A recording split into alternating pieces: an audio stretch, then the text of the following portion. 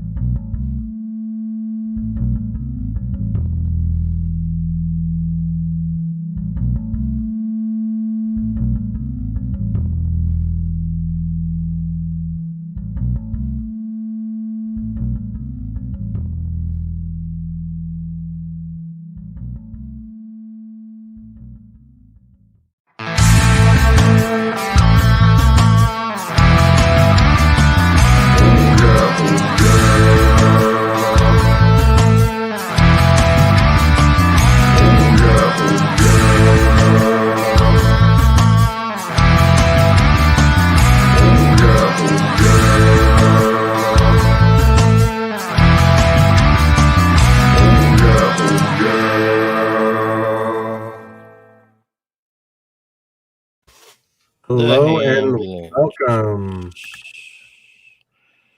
to Therapy of the Absurd, episode 29. How's everybody doing? We're doing okay. Dana, you still get the mute thing. But anyways, Stuff. Cheese? Stuff and things. Stuff and things cheese? have happened. Yeah. Things have happened. I was in open mic the other night, and someone said I should be in a ZZ Top cover band, and that gave me an idea. Uh-oh. I That's can true. see it. I can totally see it. Totally. Yeah, I want to be in a ZZ Top cover band and play nothing but Metallica songs. Oh, okay. Well, just for that, just for that moment in the middle of the show where the drunk guy goes, "That's not one of their songs." That's very amusing to me. So I would do all that effort. No, I wouldn't. I'm tired. Ed Namrock in the building. What's What's up? up, man? What's up, Ed? Our dear brother. Green eggs and cheese. Okay. Well, Mhm. I don't even know what to say, but like I think my earliest memories of MTV are a lot involved with ZZ Tops because they had a lot of videos, like they had a lot of visual stuff going. Like because I'm obviously young enough to remember before MTV, so I think we got cable. I think MTV came in what 82. I think we got cable in 84.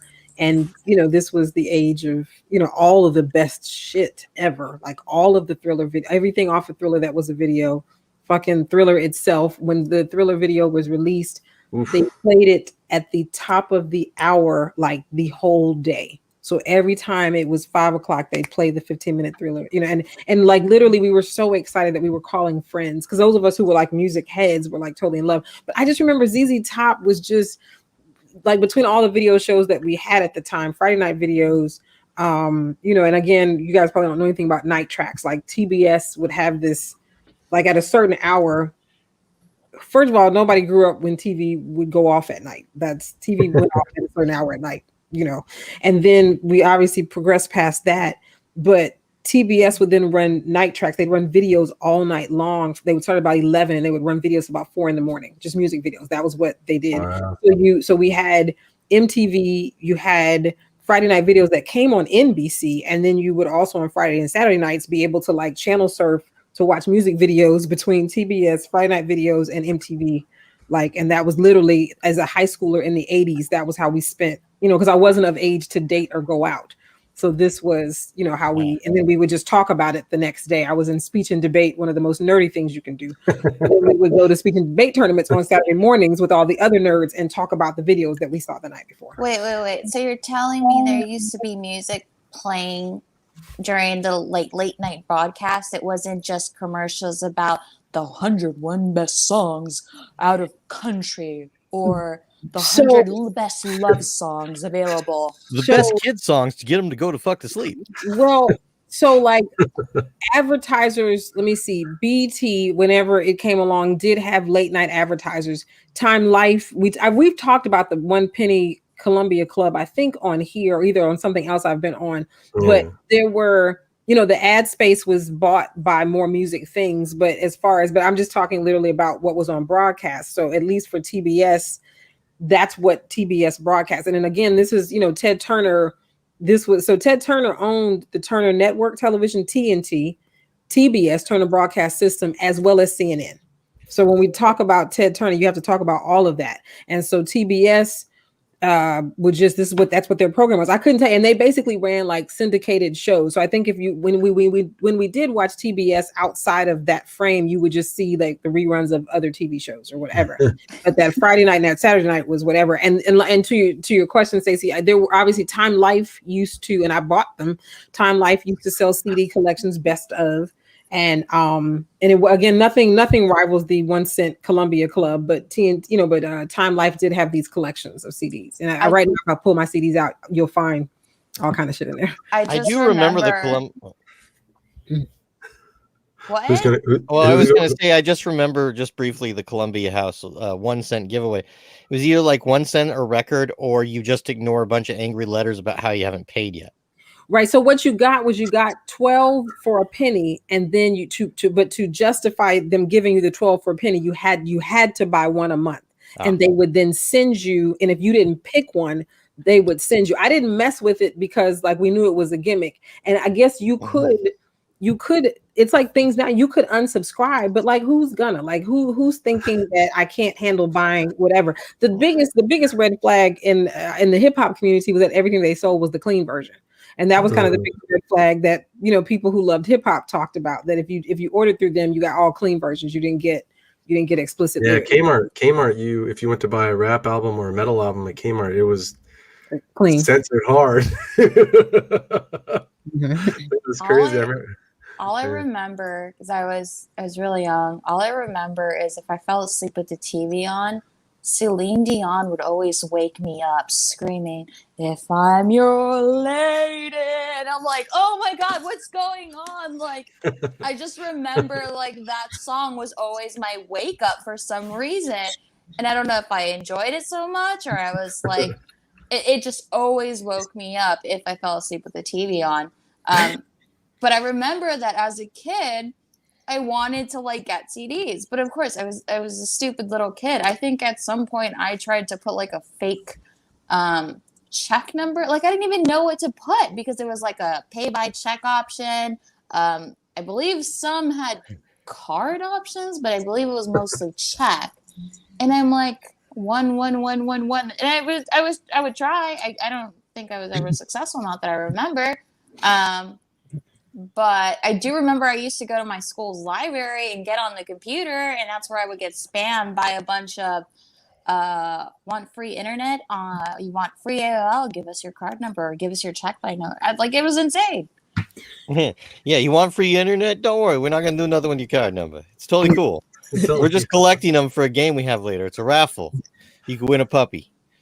That's right. We already have a puppy though, so don't. We'll charge your card $5,000. Yeah.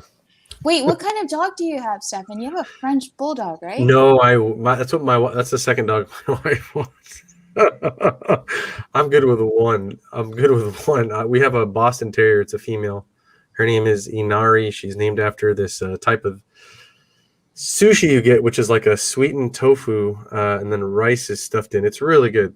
But that's what she's named after because the tofu skin is brown and she's brown, and then the white parts of her is similar to the rice, which is white. So, well, yeah. I was asking because did you guys hear what happened at Lady Gaga's dog walker this morning? Recently, my wife just said something like no BS like 10 minutes ago. Yeah, I don't know. Tell Dana. So apparently, so Lady Gaga's out of the country for I don't know, she's filming or something, but she's out of the country, and her dog walker was walking her 3 French bulldogs, and not only was he mugged, he was shot for the dogs.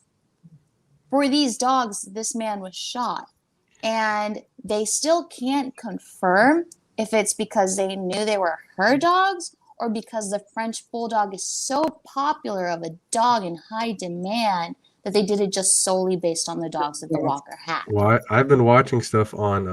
I just said they got 2 dogs and they shot him. Yeah. What if he owes money to a gangster and it has nothing to do with the dogs, and they were just taking collecting on a debt? That's possible. Yeah, collecting a debt. Take what's there while you get even. Well, maybe he had a gambling problem. I will say this: the American bullies, speculation. American bullies and French bulldogs are some of the most expensive dogs right now that you can buy. How much are they? Well, they can range from the cheapest I've heard is $4,500. Oh my goodness! Now, I thought my dog was expensive. Now, if it's of a champion breed, of someone who's bred several champion dogs, or it's of that lineage. You're talking anywhere from $10,000, $15,000, $20,000. So if she had champion breed French bulldogs, I'm going to assume she can afford them. Then somebody could have been walking around with anywhere from $60,000 to $100,000 in dogs. Well, the craziest thing is you can't tell; they still sound the same. Right. That weird, not like. But if they know the black market and they know what those are worth. Again, the least amount she could have been walking around, whoever it was with the dogs, could least amount is $20,000. But granted, we're in a pandemic, and some people ain't got no money and they're hungry. Right. So wait, you think someone's gonna eat the dogs? No. Oh, that's not what you were getting in at. America, damn it. Racist. Right. Koji and Is it because Stefan's Asian? Like that's racist. Hey, I got soy sauce down, all right? I know how to use it.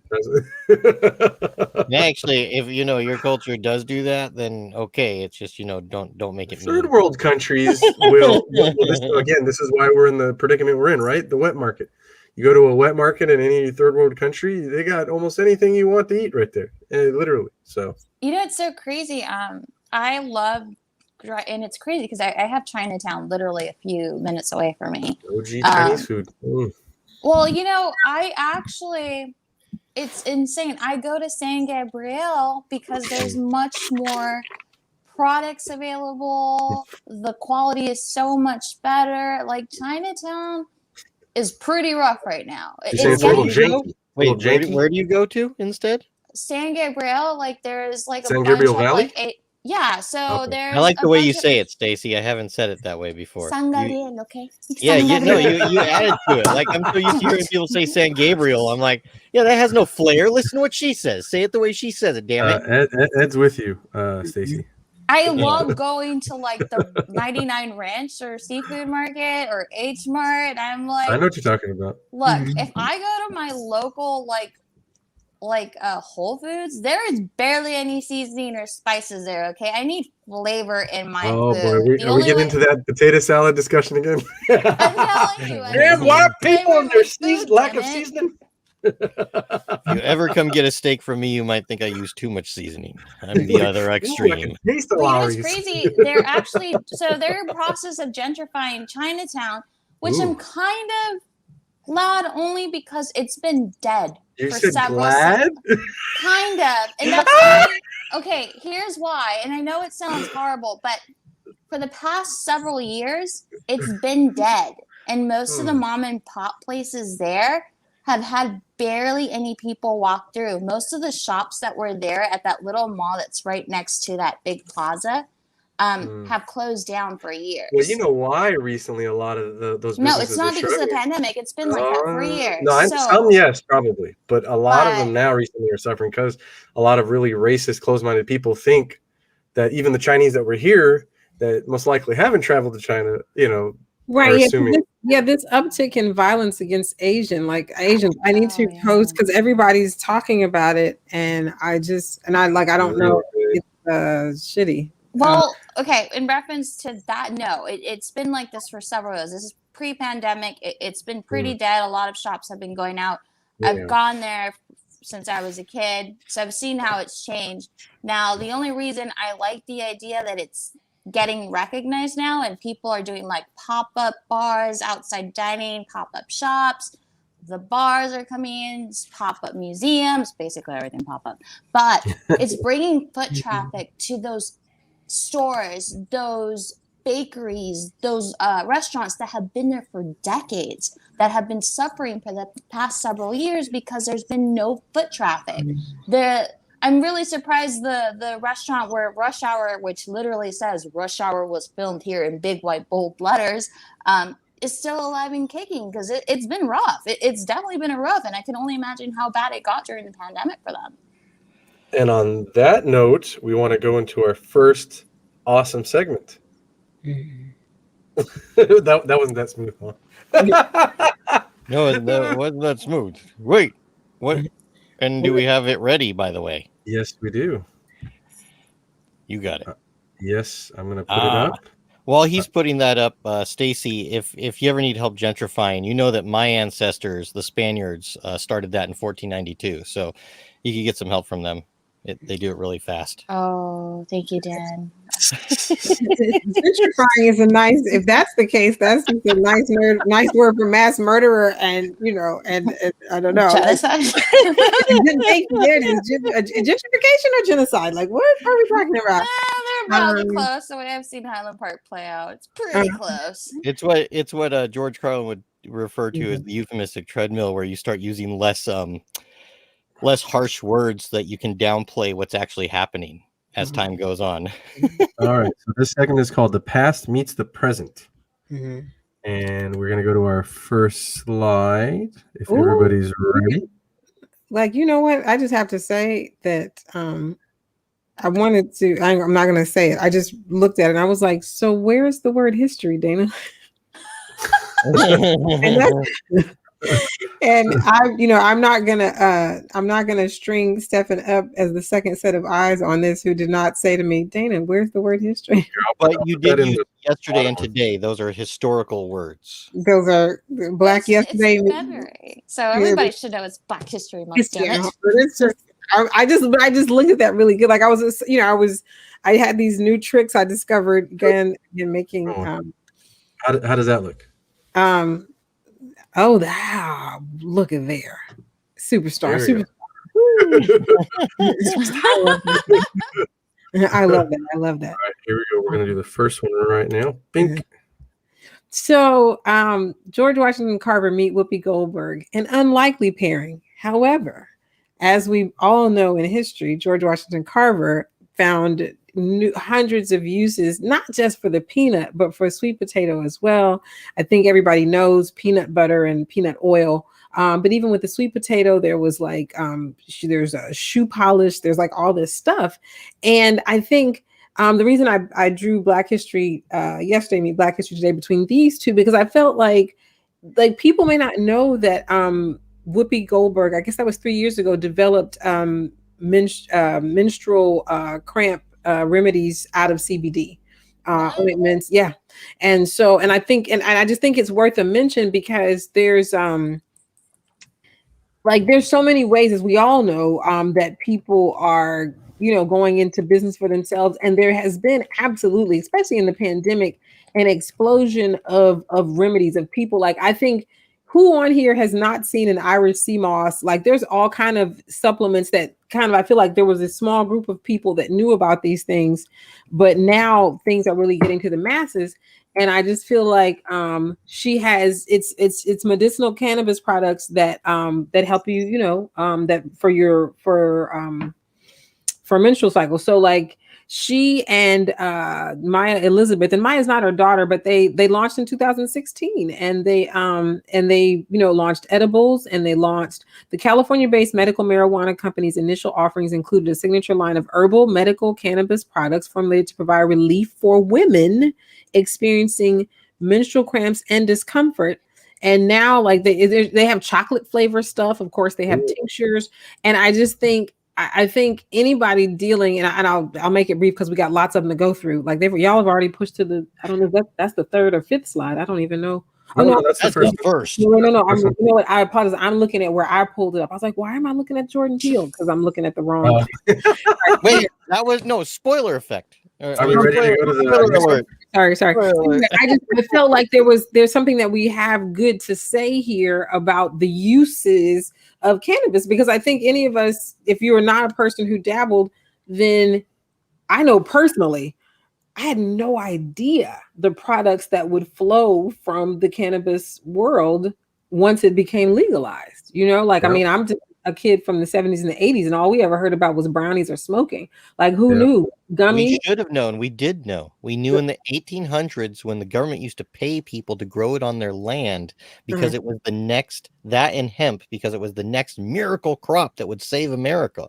It was easy to grow it, except what happened is Ainsley Anders used it as a war against the Mexicans, and at first, and then later on, Richard Nixon. Well, that was more Richard Nixon. It made it illegal to punish the hippies and black people and anybody who was against him at the time that he felt was against him.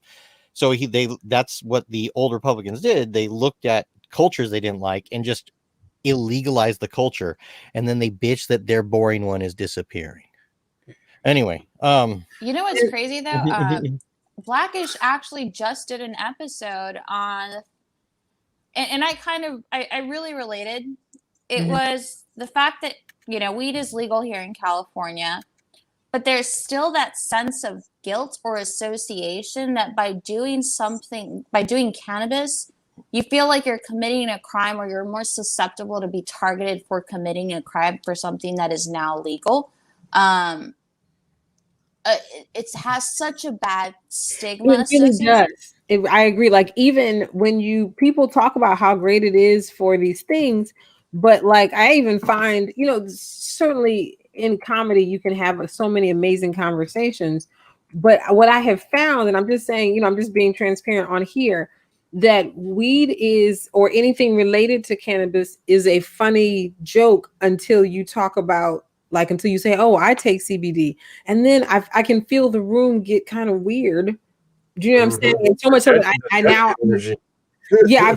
Say that again. What's the word? What's the word? I was saying the judgment energy. Yeah, the judgment energy. Love It's that. reefer madness brainwashing. Reefer madness brainwashing. Everybody talks all day about 420 and da da da da, but as soon as you say like something about CBD as something that really helps you, like, again, there's this judgment energy. So I've just gotten to where I'm like, okay, well, I guess we're still not ready to have that conversation. Because too many of the guys that write checks are against it still. Right. Because I still think it's funny. I still think that we have, I mean, obviously we know I have a bit about gummies, or maybe you don't, but I have a bit about gummies. So I don't understand. I'm very surprised by that. So now we want to get into comedy a little bit. Moms Mabley, just an American comedian that I think most people, she died. I mean, this is a woman who was born in 1894, before the turn of the century, died in 1975, which means she lived to be about 80 years old. But she was a vaudeville performer, because that's what we had, at the time that, that she would have found fame. Her name actually was, she went by the name of Jackie Mabley, but her born name is Loretta Mary Aiken. Born in North Carolina, and lived and died in White Plains, New York. And she was one of the most successful vaudeville performers. She modeled her stage persona largely on her grandmother. And I relate to that, you guys. I feel like sometimes when I'm talking, that's who I feel like I'm channeling, who had been a slave. And to hear that, now, when we talk about Moms Mabley, we're talking about someone whose grandmother was a slave. Whenever people ever talk about slavery is so far in the past, it's not. We're talking about someone who died in 1975, and their grandmother was a slave. Like, and that's it. So anyway, who had been a slave, wise, clever, and often, ribald, Mabley dressed up in frumpy clothes. If you've ever seen her, and I picked a beautiful picture, and she used her deep voice and her classic face, or whatever. And and then later years, her toothlessness to greater effect. So that's it. And I just, I look at, Stefan, this was one of yours, Miss Pat, who is someone who I feel like hasn't found quite broad fame, but she certainly has urban comedy fame, and she's got a book out, and she's, now was she, this is what I was trying to, in my research, because who was it that used to be on air with Steve Harvey? Was it Miss Pat? I think so. I thought it was too. It seemed like I couldn't find, anyway. But this is a woman who has 4 biological children and 4 adopted children, and she Right. Lots. So she started. I was like, when you first said biological, I didn't know you were going to make a distinction between biological and adopted. And I thought next you were going to tell us how many imaginary children she had. Oh my God. Wow. This is someone who hasn't been doing comedy forever and ever. She actually just started her comedy career in 2002. She was going through what she was going through. She had her first child at 14. And she's got a book out named Rabbit, but she sold drugs, which I think is, a part of like the funny. But she started selling crack cocaine when she was 15. She was, she had her first child at 14. But in 2002, a caseworker suggested she do stand-up comedy. And then she eventually, in 2015, she participated in the 9th season of NBC's Last Comic Standing. I think somebody like Miss Pat is a brilliant example. I feel like that's a great continuum, Stefan, from a Moms Mabley, that took the grit and the hard work and has turned it into something special. I mean, going from working for the CIA to being like a comedian is impressive. Right. I love that. That is so true. Who is that? Yeah, she's on Miss Pat is on the Degenerates on Netflix. So for really? those, Which season? Right. Yes. I believe it's season 2. I'm gonna say season 2. The one with oh my God. There's a really awesome another lady comedian, Donnell Rawlings. Is that the one with? Yeah, Donnell he's on that. Rawlings? I think she's on the same one as. Yeah, I love Donnell. But she if you haven't seen her set on the Degenerates on Netflix, everyone, you got to go watch it. It's so fire, man. It's so good. Okay. I felt like I wasn't as familiar with her as I needed to be, and I thank you for that, Stefan. Thank you for this suggestion, because then I was like, hey, and I just love her look. I think she's gorgeous woman. She's so good and raw and I can't wait. Yeah, man, her energy is just man, I don't know. She's just she makes me like sometimes she'll get into a joke and she just has all these punches and everything and life experience with the joke that it gets to a point in the joke where the joke's still going and you think it's over and it can't get funnier and it does. And I just get these tears because That it's is too funny. so damn funny, you know. That is too funny. Who we got next? So just two amazing performers. I don't even really think you guys we need much. I mean, Tina Turner, you know, we could go into what year she was born, Annie Mae Bullock, you know, Nutbush, Tennessee. We've all seen the movie and we've read, we know. But I just think much like the way that Tina Turner is still gorgeous and enduring, I believe that's what we'll see in Beyonce. I think oh my God, it is silly. I think that's what we'll see in Beyonce. And, you know, and I just, you know, just, and I hope that there is more to come. I'm sure there is, but I think, you know, whatever one feels about Beyonce, there are, you know, other than before her, say a Michael Jackson, and I don't put her in the category of Diana Ross, only who has amazing stage presence, but I put her definitely in the category of Tina Turner because these are women who can take over a freaking stage, an arena with their dancers, with their team or whatever, and they are larger than life wherever they stand. And Tina Turner was and still is that way. And of course, I think Beyonce is very much an heir apparent to, we know that she's, you know, one of the most famous entertainers on the planet right now and has been, but I think she's earned it. Do you know what I'm saying? I think in all of the ways that we have as a society, entertainment wise, moved forward, she was born at a moment to be able to take advantage of every piece of progress to expand, you know what I'm saying, her brand. So anyway, I will be forever, ever, ever thankful for Tina Turner because she introduced me to Angela Bassett. Yes. And Angela is incredible. She is, look, I watched What's Love Got to Do with It so many times as a kid, okay? I'm this little pea-brain child that has the attention span of a guinea pig. And I watched this movie repeatedly because Angela did such a great performance. And because of it, I watched all her movies and as many shows as I could that involved her, even though they were not child friendly. She's actually battling cancer right now. Who, Angela? Tina Turner. Oh. Yeah, she's been not Beyonce. Still sad. And, I would have made this slide exactly the same way, except I would use Tina Turner's Mad Max picture because that's still pretty cool. Oh, Mad Max and Thunderdome. Right. What? Mad Max Thunderdome. Beyond Thunderdome. The original. 2 men enter, 1 man leave. I'm not trying to do her voice, but that power. Yeah. She also practices the same Buddhism that I practice. So interesting. Yeah. I remember that because of the movie. Look, I'm telling you, I was so young, so I barely knew. The only reason I understand the Ike Turner references are just because of the movie, you know, and as we got older, those Ike Turner references turned to Chris Brown ones. Okay. So that's how I remember this stuff. The legacy lives on. That's horrible. We got next. Shaka.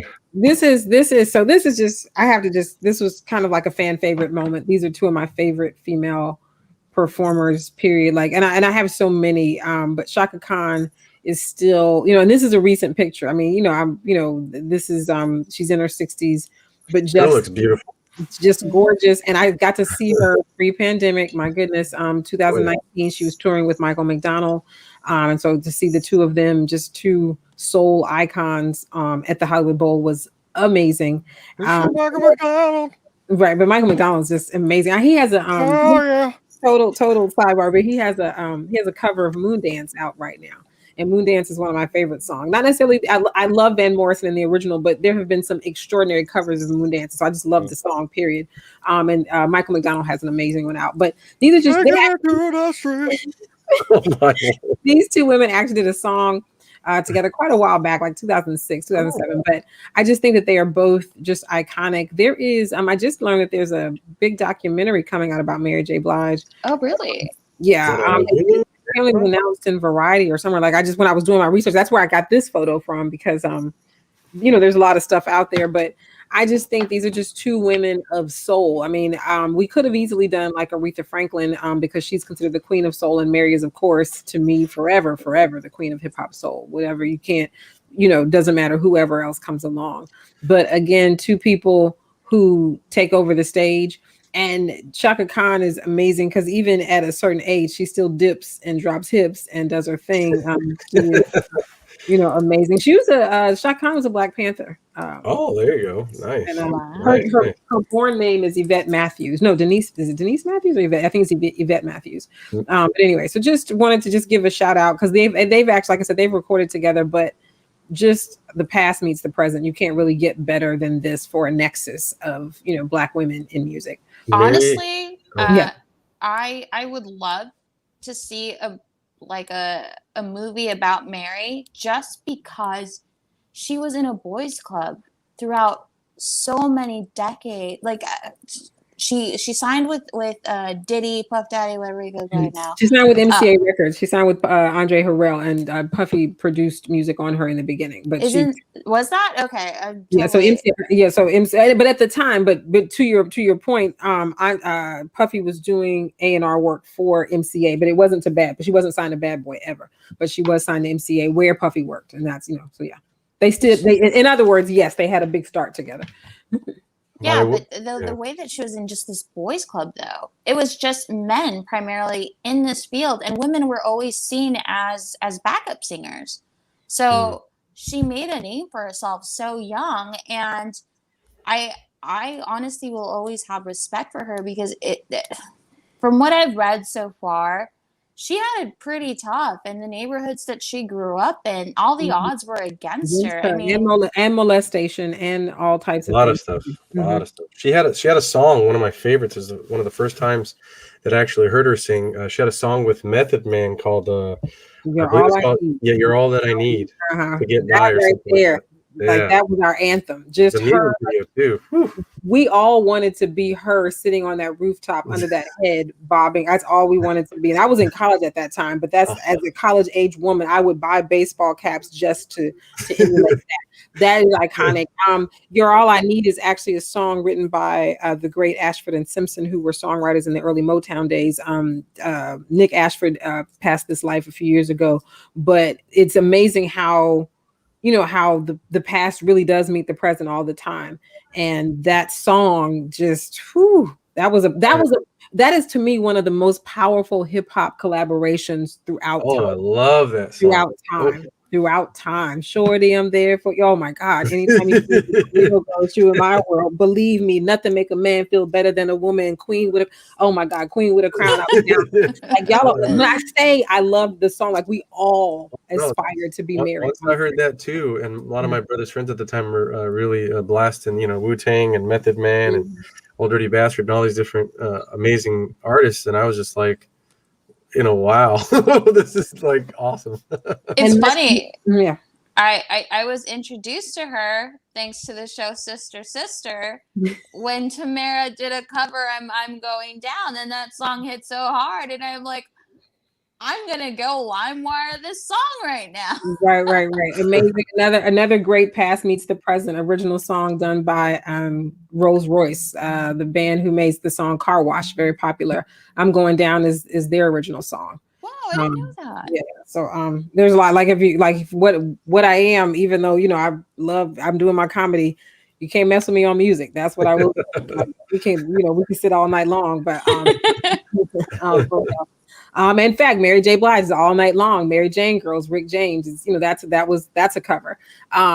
Because in the beginning, and because I know our time is whatever on this, that was my only beef, but I get it now. So much of what Puffy was doing with Mary was a lot of covers, and if they weren't covers, they were very recognizable sample, and that used to bother me. Like let me see. There's a song she does, and it's a Barry White cover. Like the samples were so. When her second album, My Life, came out, I was very like, why are y'all using covers that, like, why are y'all using samples? I felt like part of the sample game was the anonymity of it. Anonymity. I can never say that word. Is that you don't that you have to hear to really recognize the break beat, or you have to hear like. But I was just like, hey Puffy, I know all these songs. Like I know all these songs, but you know what I had to learn is that there is a generation of people, Stacy, that don't know those songs. And when they hear these records, they will fall fresh on them. So I totally get it. Oh my God, here are two of our absolute faves. If you ask me who are my two favorite soul singers like in the world, they are Stevie Wonder and Marvin Gaye. So the comparisons between Stevie Wonder and John Legend have been like day one comparisons, like because even though John Legend's first record, Used to Love Her, was his first record, when his second record, Ordinary People, came out, the chord changes and the chords on it are very similar to Stevie Wonder's My Sharia Moore. Not the same song, not even a sample. And we've got two musicians on here who can probably speak more clearly to that. So there was never that type of issue, but we just knew that, you know, obviously John Legend is of that caliber of gift. You know, there is no other than Stevie Wonder, who has apparently relocated to Ghana permanently. That's Yeah, what that is so sad. Why is it sad? Is that, I mean, is it Well, yeah, he's relocating to Ghana apparently to protect his grandchildren from racism. That is depressing. It's like, that's horrible. It's tough. I mean, so I guess his grandchildren. Not for the view. So I saw it briefly because if you talk about somebody that I love, since I don't know a life where I've never heard Stevie Wonder's music. Like, do you understand? Like so I love Stevie Wonder, but I just felt like, again, Stefan, just an incredible, past meets present. These two amazing. Oh, yeah. And before, and as we move forward, John Legend is EGOT. You gotta love that, and EGOT by way of like having actively earned. And here's the thing, and I'm not one to really make the distinction, but I think it's worthy that none of them are honorary. Like none of the awards. These are all awards that he actually earned through the work of his hands, of the music. Do you know what I'm saying? Wait, we forgot though. Whoopi is EGOT too, right? She is. I should have mentioned that. But I was having a different conversation about that. But yeah, but like there's not many Black EGOTs. So so thank you, Stacey, for sure. Because y'all know that controversy was huge. 2 or 3 years ago when Monique came out trying to say she was the most decorated comedian. Love Monique, but that shit was like, that was totally like, you can't go that route. You could go any route you want to go. Like racism is not hard to prove in this country. However, you cannot step on the back of somebody and say, I'm the most decorated, blah, blah, blah, blah, blah. When yes, you have an Oscar, but Monique, well, for those of you who don't know, EGOT is not a derogatory term. Just go look it up, please. Thank you. Oh my gosh. Well, Emmy, Grammy, Oscar, Tony, like okay. All of our folks, you don't have to look it up. Emmy, Grammy, Oscar, Tony. We also have Sherman Hemsley, TV show The Jeffersons, and Donald Glover, who did a show called Atlanta, and also has a very amazing controversial song called "This Is America." And if you haven't seen it, go watch it. Don't catch me. One of the best music videos in like the past 10 years, honestly, in my opinion. That was huge. And shout out to the barriers that Sherman Hemsley and Isabel Sanford broke in 70s television, and spinning off from the bunker, All in the Family as a spinoff, and giving us a glimpse into a deluxe apartment in the sky, like giving us something to look at. Even the oh my God, Good Times, fantastic, but everybody longs to see themselves along a spectrum. We don't want to just see ourselves in poverty, huddled together. We want to see ourselves in all ways. And shout out to both of these great artists for what they, what their work brought to us. In the 70s. Also, Donald Glover starting Community. Like I tell people, I watched Community. Like I've been a fan since Community. So much respect. I didn't know that music was going to be part of his journey, and he's turned out to do great things. The man of the hour. Oh my God, Daniel. Our last one, Dan. All right, okay, Daniel Kaluuya. My goodness. So Sidney Poitier. What else can be said? Our first African American, not our first African. I don't think he's our first African American Oscar winner. Maybe he was. Was it him or was it my mama from I think it's from Gone with the Wind. I think she's first. Yeah, Hattie she's McDaniel. first. Yeah. Okay, so then and he, his winning is also a wonder to behold. Guess Who's Coming to Dinner, right? Yes. Was it Guess Who or Lilies of the Field? Lilies of the Field also. Yeah, but I'm saying, but I think you're right. I think he got the Oscar for Guess Who's Coming to Dinner. Yeah. Okay, so just, but this is, I think, something interesting as we wrap out. People in certainly in the communities of color, particularly African American community, fuss about whether the Brits are taking Black roles, but people forget Sidney Poitier is from the Bahamas. He's not, what I'm saying? He was not someone. I don't, and that's how come I feel like we can't create beef where beef is not necessary. And so when I was putting this together last night, I know we have a great, thank you, Ed, and you already said it, Stefan, but Ed followed up as well. Oh. And I also specifically chose, when I found that there was a black and white picture of Daniel Kaluuya, I thought, okay, let's do them both. Let's do them both. But just two amazing artists that, gee whiz, Sydney is still with us. He's gotten an American Medal of Freedom from the Obama administration. And I think Daniel Kaluuya represents some of the greatest hope we have for artists of color and for unifying. Like, I won't go into it. I have to have my own podcast to talk about, like, if you guys are watching his press for this movie is alone to get an Oscar. Like, Judas and the Black Messiah, right? Oh, it's amazing movie too. Yeah, but the way that he's talking about Chairman Fred's ability to unify people, and people are asking him, well, when you said that being human and just happening to be Black, and when you said, like, but he's just like, and he said, someone asked him, well, what do you say when people say that, Brits are taking all the roles? He said, I just listen.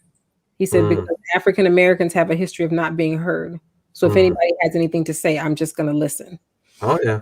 I think people just make complaints over anything. It's like saying the Mexicans are taking all the jobs. Right. It's just such a complaint that people are never going to be satisfied. It's going to be over something. If they're not an American, they're taking our jobs, even if they are Americans, but like they're a South different Park. nationality or their skin color's different. There's always just such a complaint.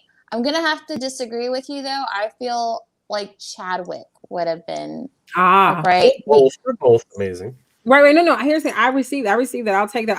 I think just because Daniel has something in the space right now, and I thought that it was powerful, but no, I received that. Maybe we should, definitely coming into the month, don't want to not give the good brother his flowers. And he certainly, I don't know if you guys have gone, as far as Golden Globes, I think Chadwick got a posthumous Golden Globe nomination for Ma Rainey. Daniel Kaluuya has a nomination for Judas and the Black Messiah. My guy, Leslie Odom, has a nomination for One Night in Miami. And so it is like, and I could have easily put Leslie Odom in here because, let me see, I think if Leslie wins, I don't think he has an Emmy because Leslie has a Grammy and a Tony. If he wins the Oscar, I don't think he has the Emmy yet. So he would then be steps away from being EGOT as well. I'm talking about Leslie Odom Jr., from Hamilton. But thank you, Stacey, for reminding us of the great Chadwick Boseman. And also, again, you guys, when you can, just checking out this hard presser that they have Daniel Kaluuya on. Everybody's talking to him about Chadwick, and you got to hear, like, you can feel the warmth and the love and the spirit when he talks about Chadwick. So definitely, guys, check that out. All right, that was an awesome segment. Thank you, Stephen.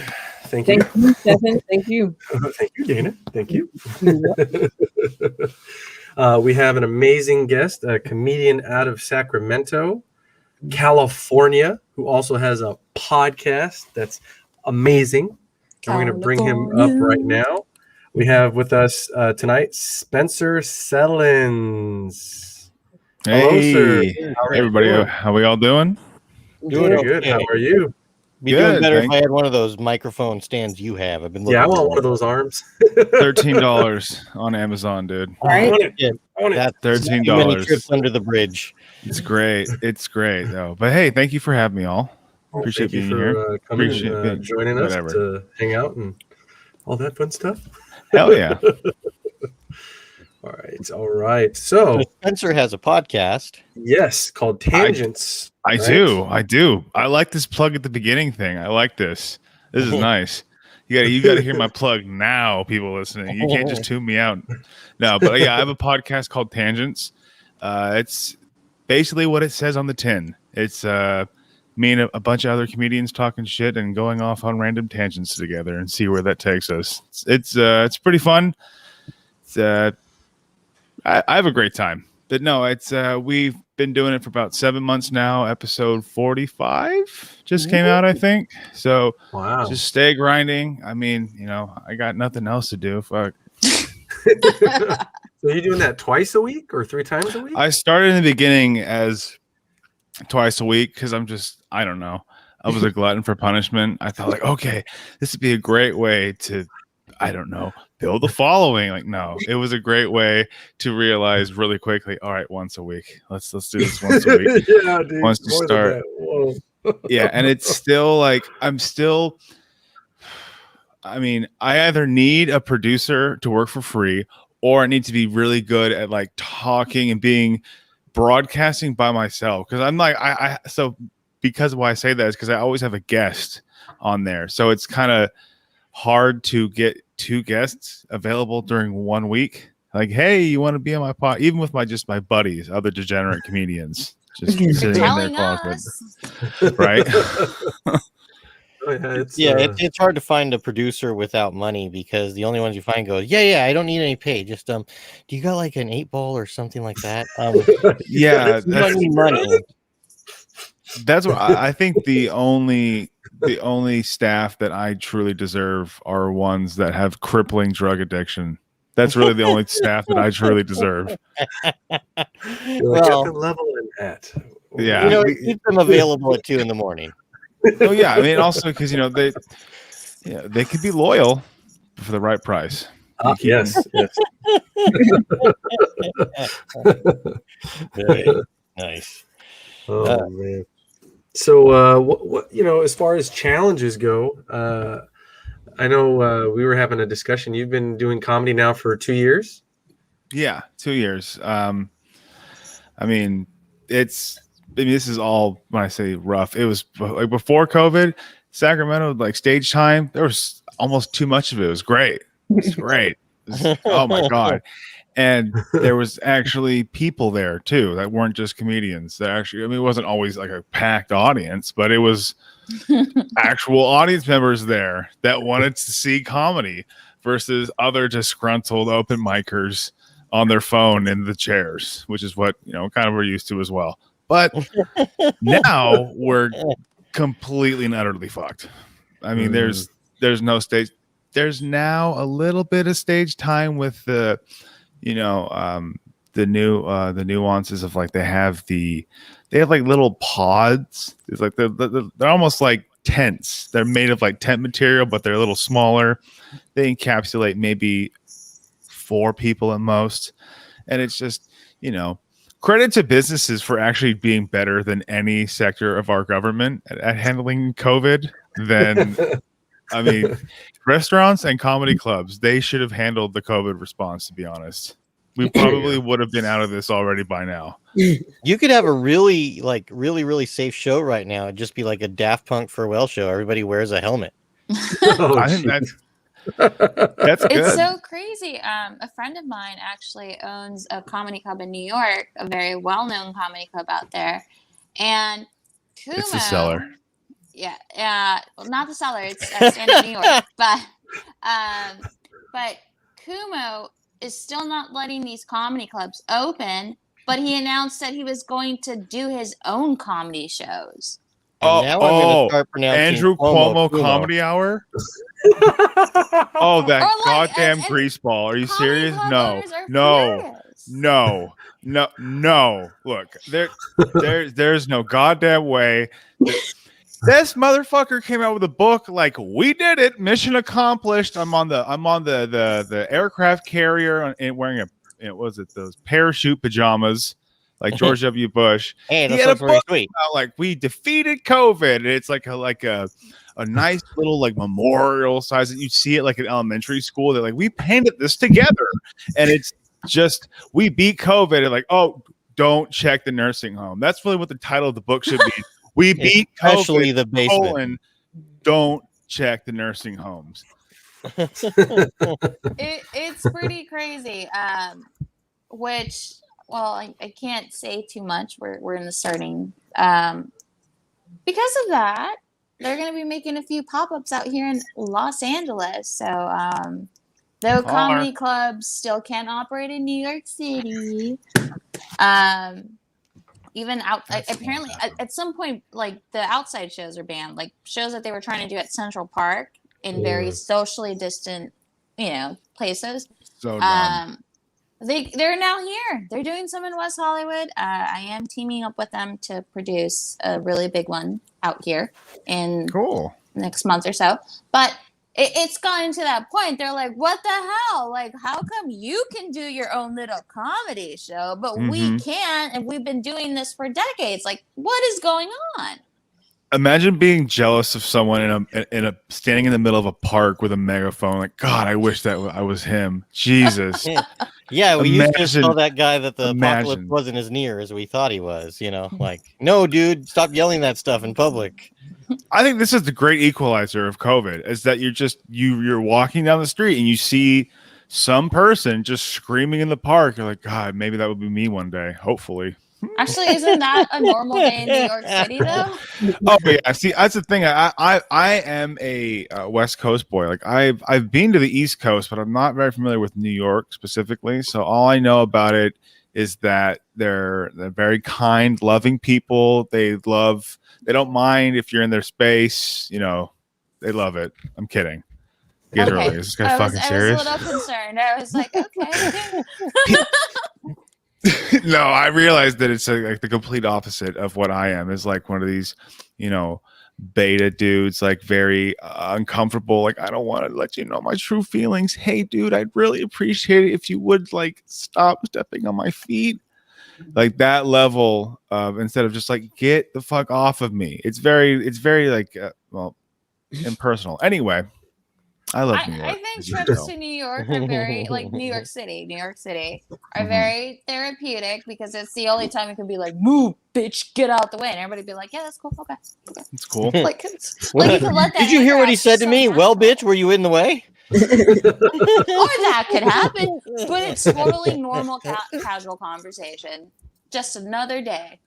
For the record, I just want to put on the record that this show endorses going to New York and just yelling bitches at people. I wasn't me. I just want to say for the record. Yeah. In fact, we'd like to hear about this on Reddit a week from now, of people and their experiences of going to New York and just calling everyone bitch. Like, get a hot dog from that guy on the street and go, thanks, bitch. Go play some 3-card money. When you lose, go, man, bitch, you won. Like, do all that stuff. I kind of want to hear what the it sounds like West the Hollywood, results are of this. Bitch. Yeah, you made me curious, Spencer. Now we must see. We had so many fans, and then they all went to New York and just started calling strangers bitches, and now we have like 2 left, and he's in prison. It reminds me of the David Cross "Yeah Bitch" game. If you ever heard of that. Yeah, bitch. No, I'm not sure. If you go to West Hollywood on the right day, you can get away with the same thing. Yeah, David Cross and his friends had this game where you go to a restaurant and they said, if you do this, you better tip really well. You better have extra tip money. And what it is when you get asked a question by the server, you answer your questions ending with a real quick "yeah, bitch." So like or you start or end with it. So they're like, hey, what would you guys like for dinner? Yeah, bitch. I think I'll have like the start with the oysters maybe, and then I think I was getting bitch. I think of the cheddar broccoli soup. And what you do is you do that until they catch you. And the minute they catch you and complain, you go, yeah, you start putting money on the table. Hey, we thought it was funny, I think it's a small power move. I love how you're still polite with your bitches right now. Like, there's still some attitude that needs to be said right there as you're saying it. Like, I want to be like, bitch. Yeah. If I say it too strong, it breaks microphones. Of course I want food right now. Bitch, please don't spit on my food. Thank you. I will tip you extra. Please don't spit. I think this is all great advice for me to when I eventually go to New York. Is I'm just ready to tip and I can call them whatever slur I want. Mostly just I think just bitch, right? Not anything, just bitch. No, not just anything. Okay, well, Yeah. I want to confirm because this is very vague advice. But you got to tip Yeah. though. You got to Because tip it's though. too easy to hear. Of course, you have to tip. I'm not a monster. Yeah. I'm just, I say bad words. Look, it's not always negative. I've gotten several. Bitch, you have some nice lips. Who's your surgeon? Like, I've had some nice bitches, okay? I feel like the advice is getting worse. Like, We're going you down. have some nice lips. I think that's. I think maybe it's my intonation off. That doesn't help. Maybe I should work. Should I put a comma in there, like "bitch"? I love your lips. Actually, it's better if you do it now during COVID when everyone's wearing a mask. Bitch, those are some nice lips. I'm wearing a mask. Wait, no. No. You went too far for her. She went too far for her. Like, okay, we're all having fun here. We're all having fun here. He'll never just go and just call random people bitches. And he's like, let me see your lips there under that mask. Yeah, that's where we go. Even that sounds bad. That's even, right? horrible. I can literally just. Your teeth are really good looking under that. It seems like you got great teeth. Lifts it and there's no teeth. Oh. Oh man! Oh, Roger Rabbit. My thing is so guys always tend to hit on women, right? In public places, they just approach her, try to flirt. But how does that work now? Like, a girl looks great from here to here, but essentially you're playing like Russian roulette because you don't know what's here to here. Like, how is that working for guys dating right now? Like, do they just approach? Stop! I'm not playing with you. But how does that work? Everyone's married here, right? I think realistically, like they're just probably just like the creeper dudes are just gonna just concentrate on what they can see. It's just gonna go more of like, hey, you got pretty eyes. You got pretty eyes there, girl. But I think the real troopers, they're just gonna start making up stuff that they just hope that you have. Like, I like that Gucci Mane ice cream tattoo you got, girl. Like underneath that mask. Like, what? That is such a specific reference. Like, I like it though. But you have to have that, like, because you think if someone has that accent, they're not really aware of like, what's the latest rapper with the face tattoo. Like but I think that it's a nice, disparity or a juxtaposition of two things that are just, isn't that silly? You got pretty eyes. They look great in a jar. Now, see again. I think I don't know if typical white men dismembering people. This is the advice that we give on this show. Oh, things not to say. Things not to say. How white men pick up women. Your eyes. They would look. Hey, this is not all white men. This is how he picks up women. All right, this is how Dan picks up. This is how guys that are already married and don't care go into bars and say, "Hey, watch what happens here." Walk up to her. Right. Hey, that's the bad thing about being out of practice. Have you ever been kidnapped? Where are you going? Why are you leaving? Wow. I wonder why she didn't like me. I don't know.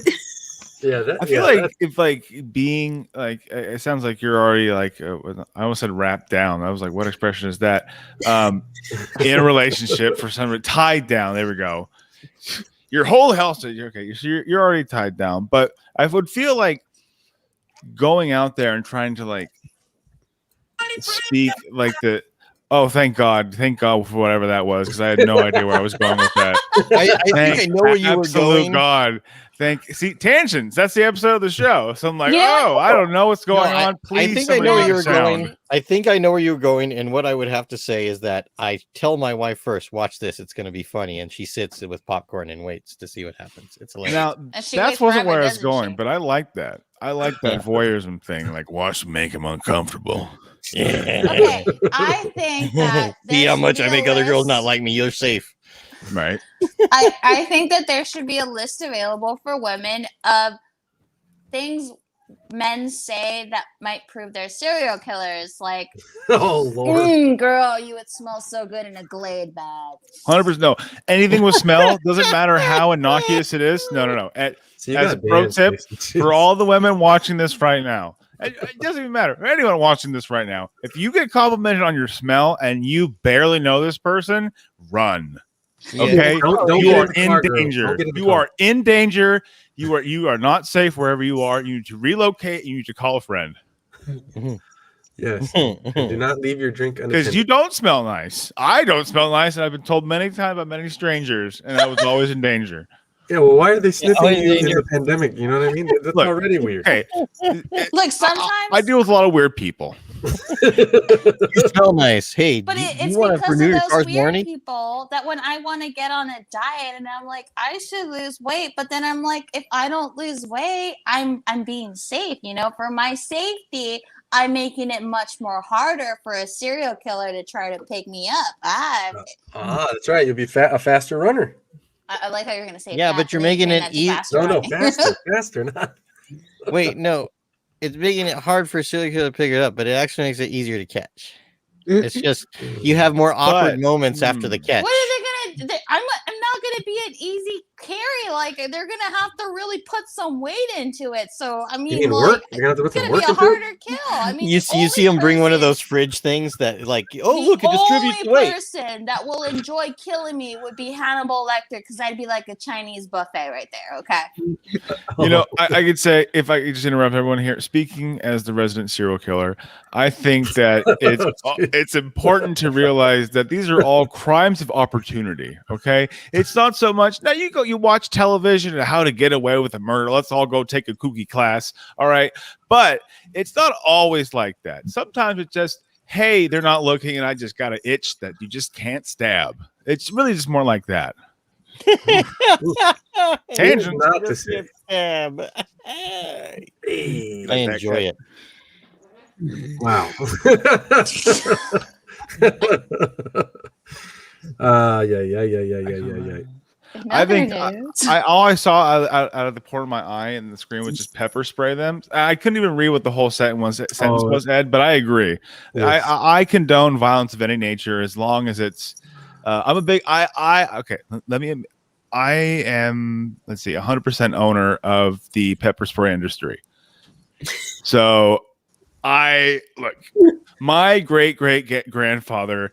Great grandpappy Capsaicin, he came to this country with a dream of quelling dissent. Oh, okay. Okay. And so other bootlickers in his line would one day be able to rise up and, you know, give me some space. Oh my goodness. Yeah, I had no idea where I was going with that either. You're welcome. I was watching your. And by the way, my grandfather made bear mace, so make sure you buy both. Support both families. Hey, Oh, okay. it's not a competition, all right? Who had the worst grandfather, all right? Look, I'm sure, you know.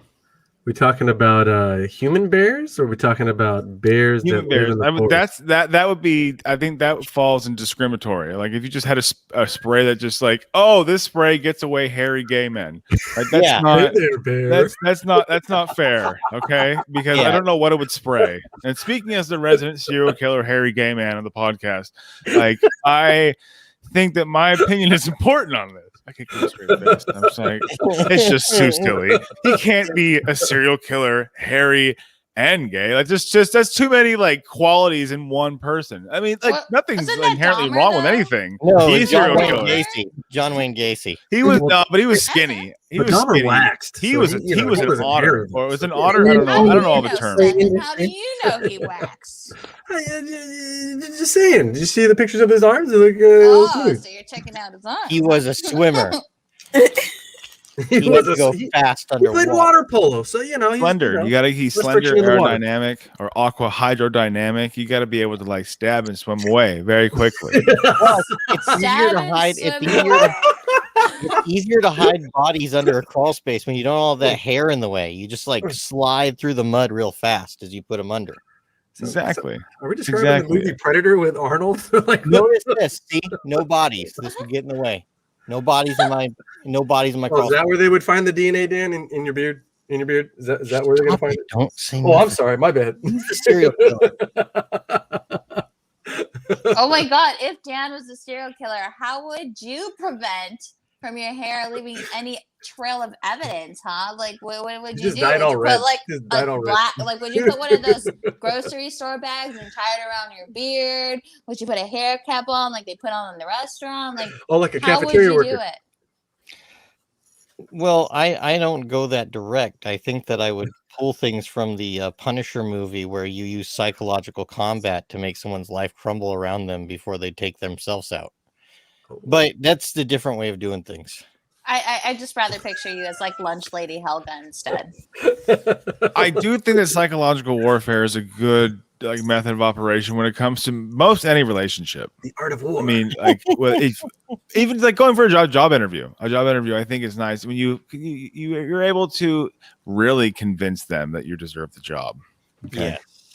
I just wanted to say really quick. I was listening to some of your podcasts, and you had Ben Rice, an interview with him, and I really liked it.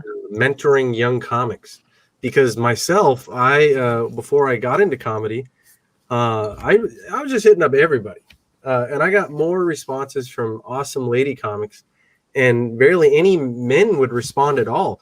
And I sent the same thing to everybody, just a very basic thing, not to beg anybody for advice, but just a little guidance. And sadly, a lot of the guys, or almost all the guys, wouldn't even respond.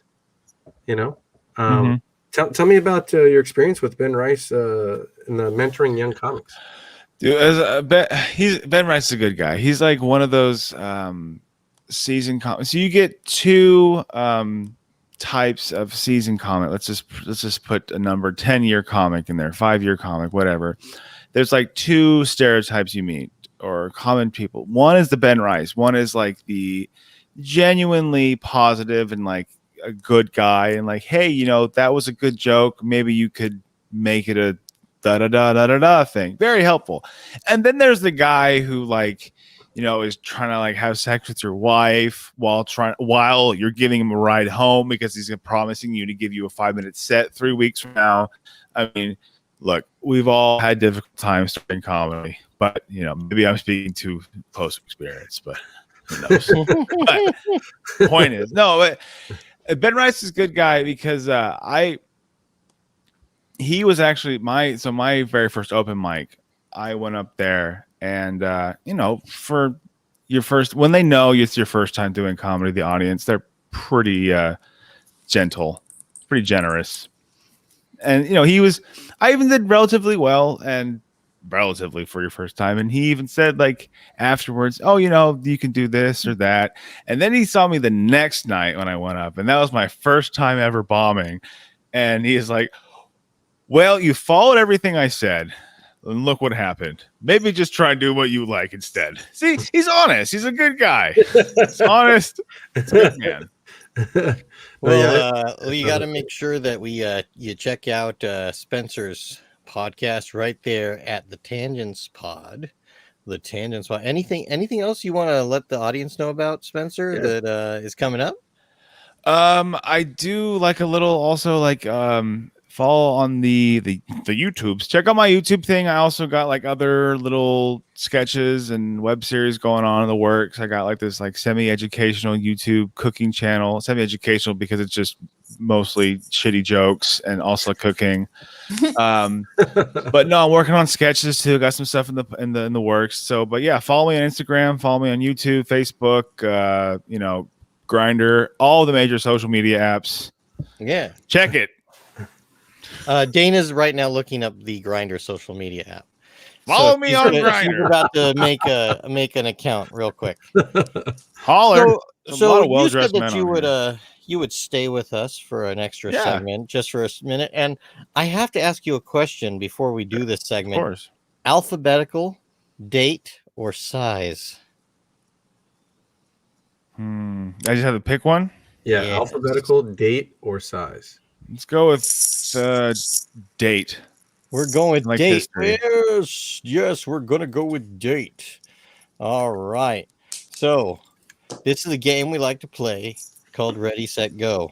You know what a caption contest is, right? More or less, but just fill me in.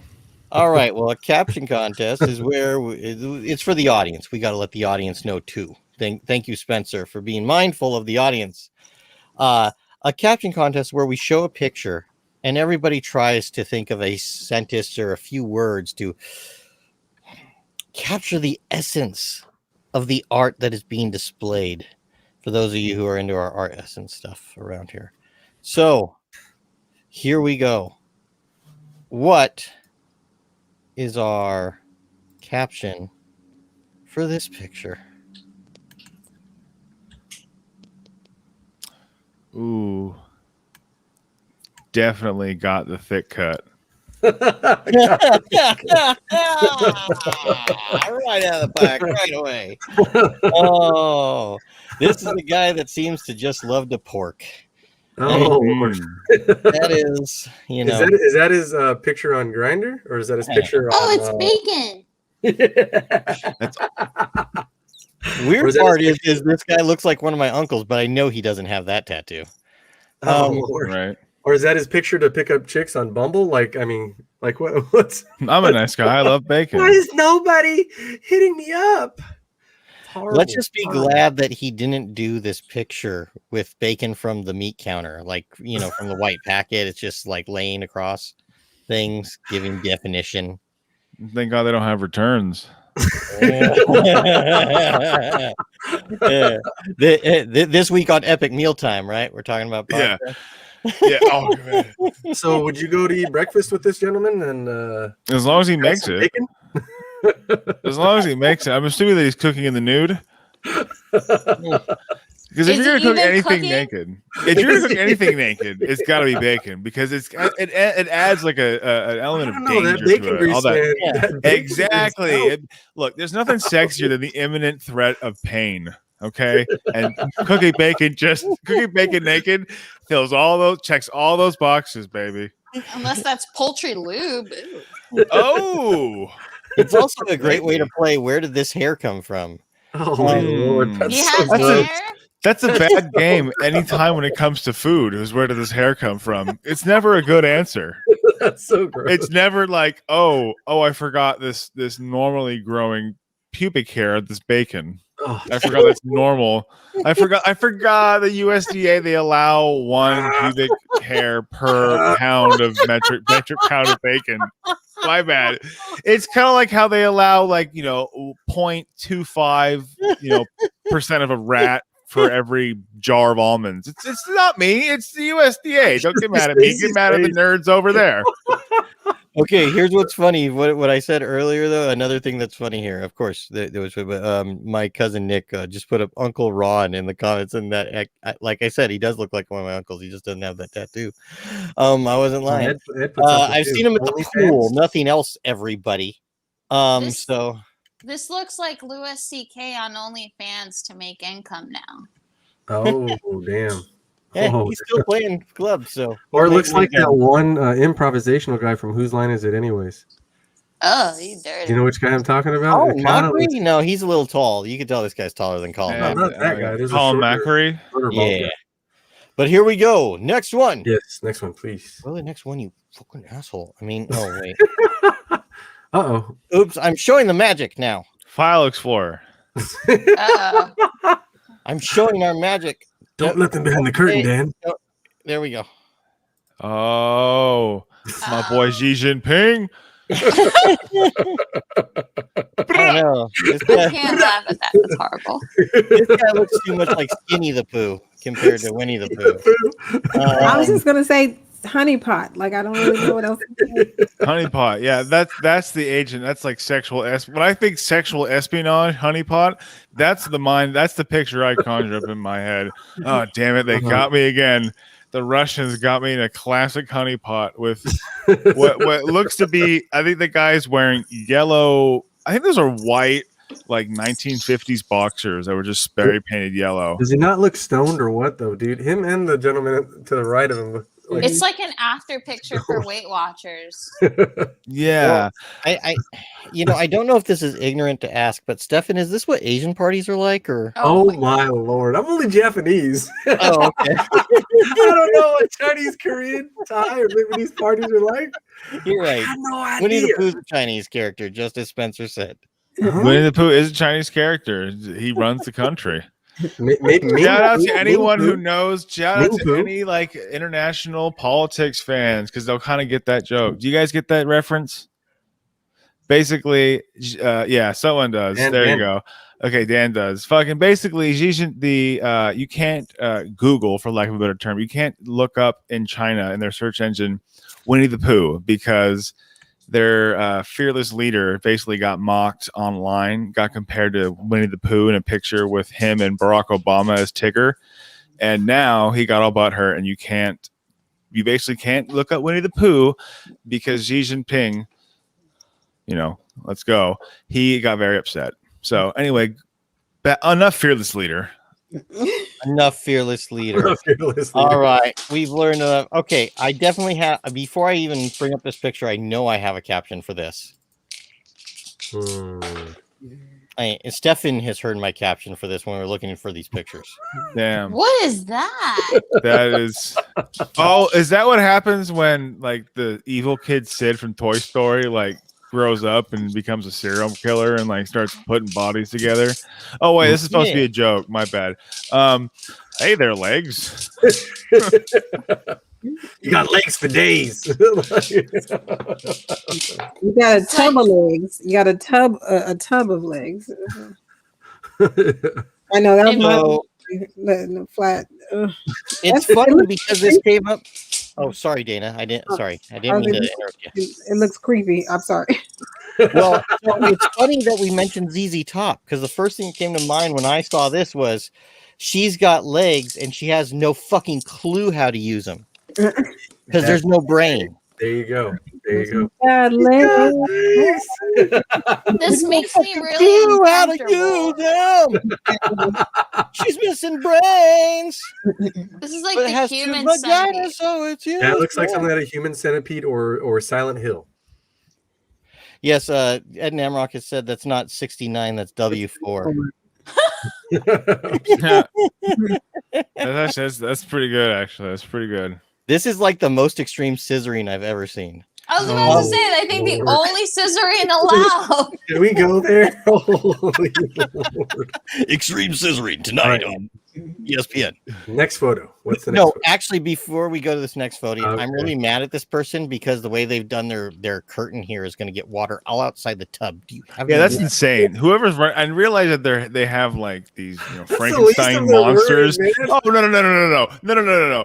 That is not the least of their worries because that is going to start mold, and mold starts little and it gets bigger and bigger and bigger, and then look what you've got. You've got a Frankenstein monster in the tub and mold all over the bathroom floor. Look what you've Two done. problems, not one. Okay. It's two. And then you can't tell which one's eating the other. Now, Exactly. Why are we still on this picture? Thank you, Stacey. our Thank you. final one. Holy Lord. God, I don't know if this is out of the frying pan. It's- She's like, go back. Yeah. It looks like the yacht sank and the local sheik had to go on the shore. ground, go to shore, and continue his orgy. Why does this remind me of the nativity scene? Yeah, it's what happens when there was only one wise man left because he ate the other two. Seriously. Jesus Wise man. Christ. I wouldn't call him a wise man. I'd call him.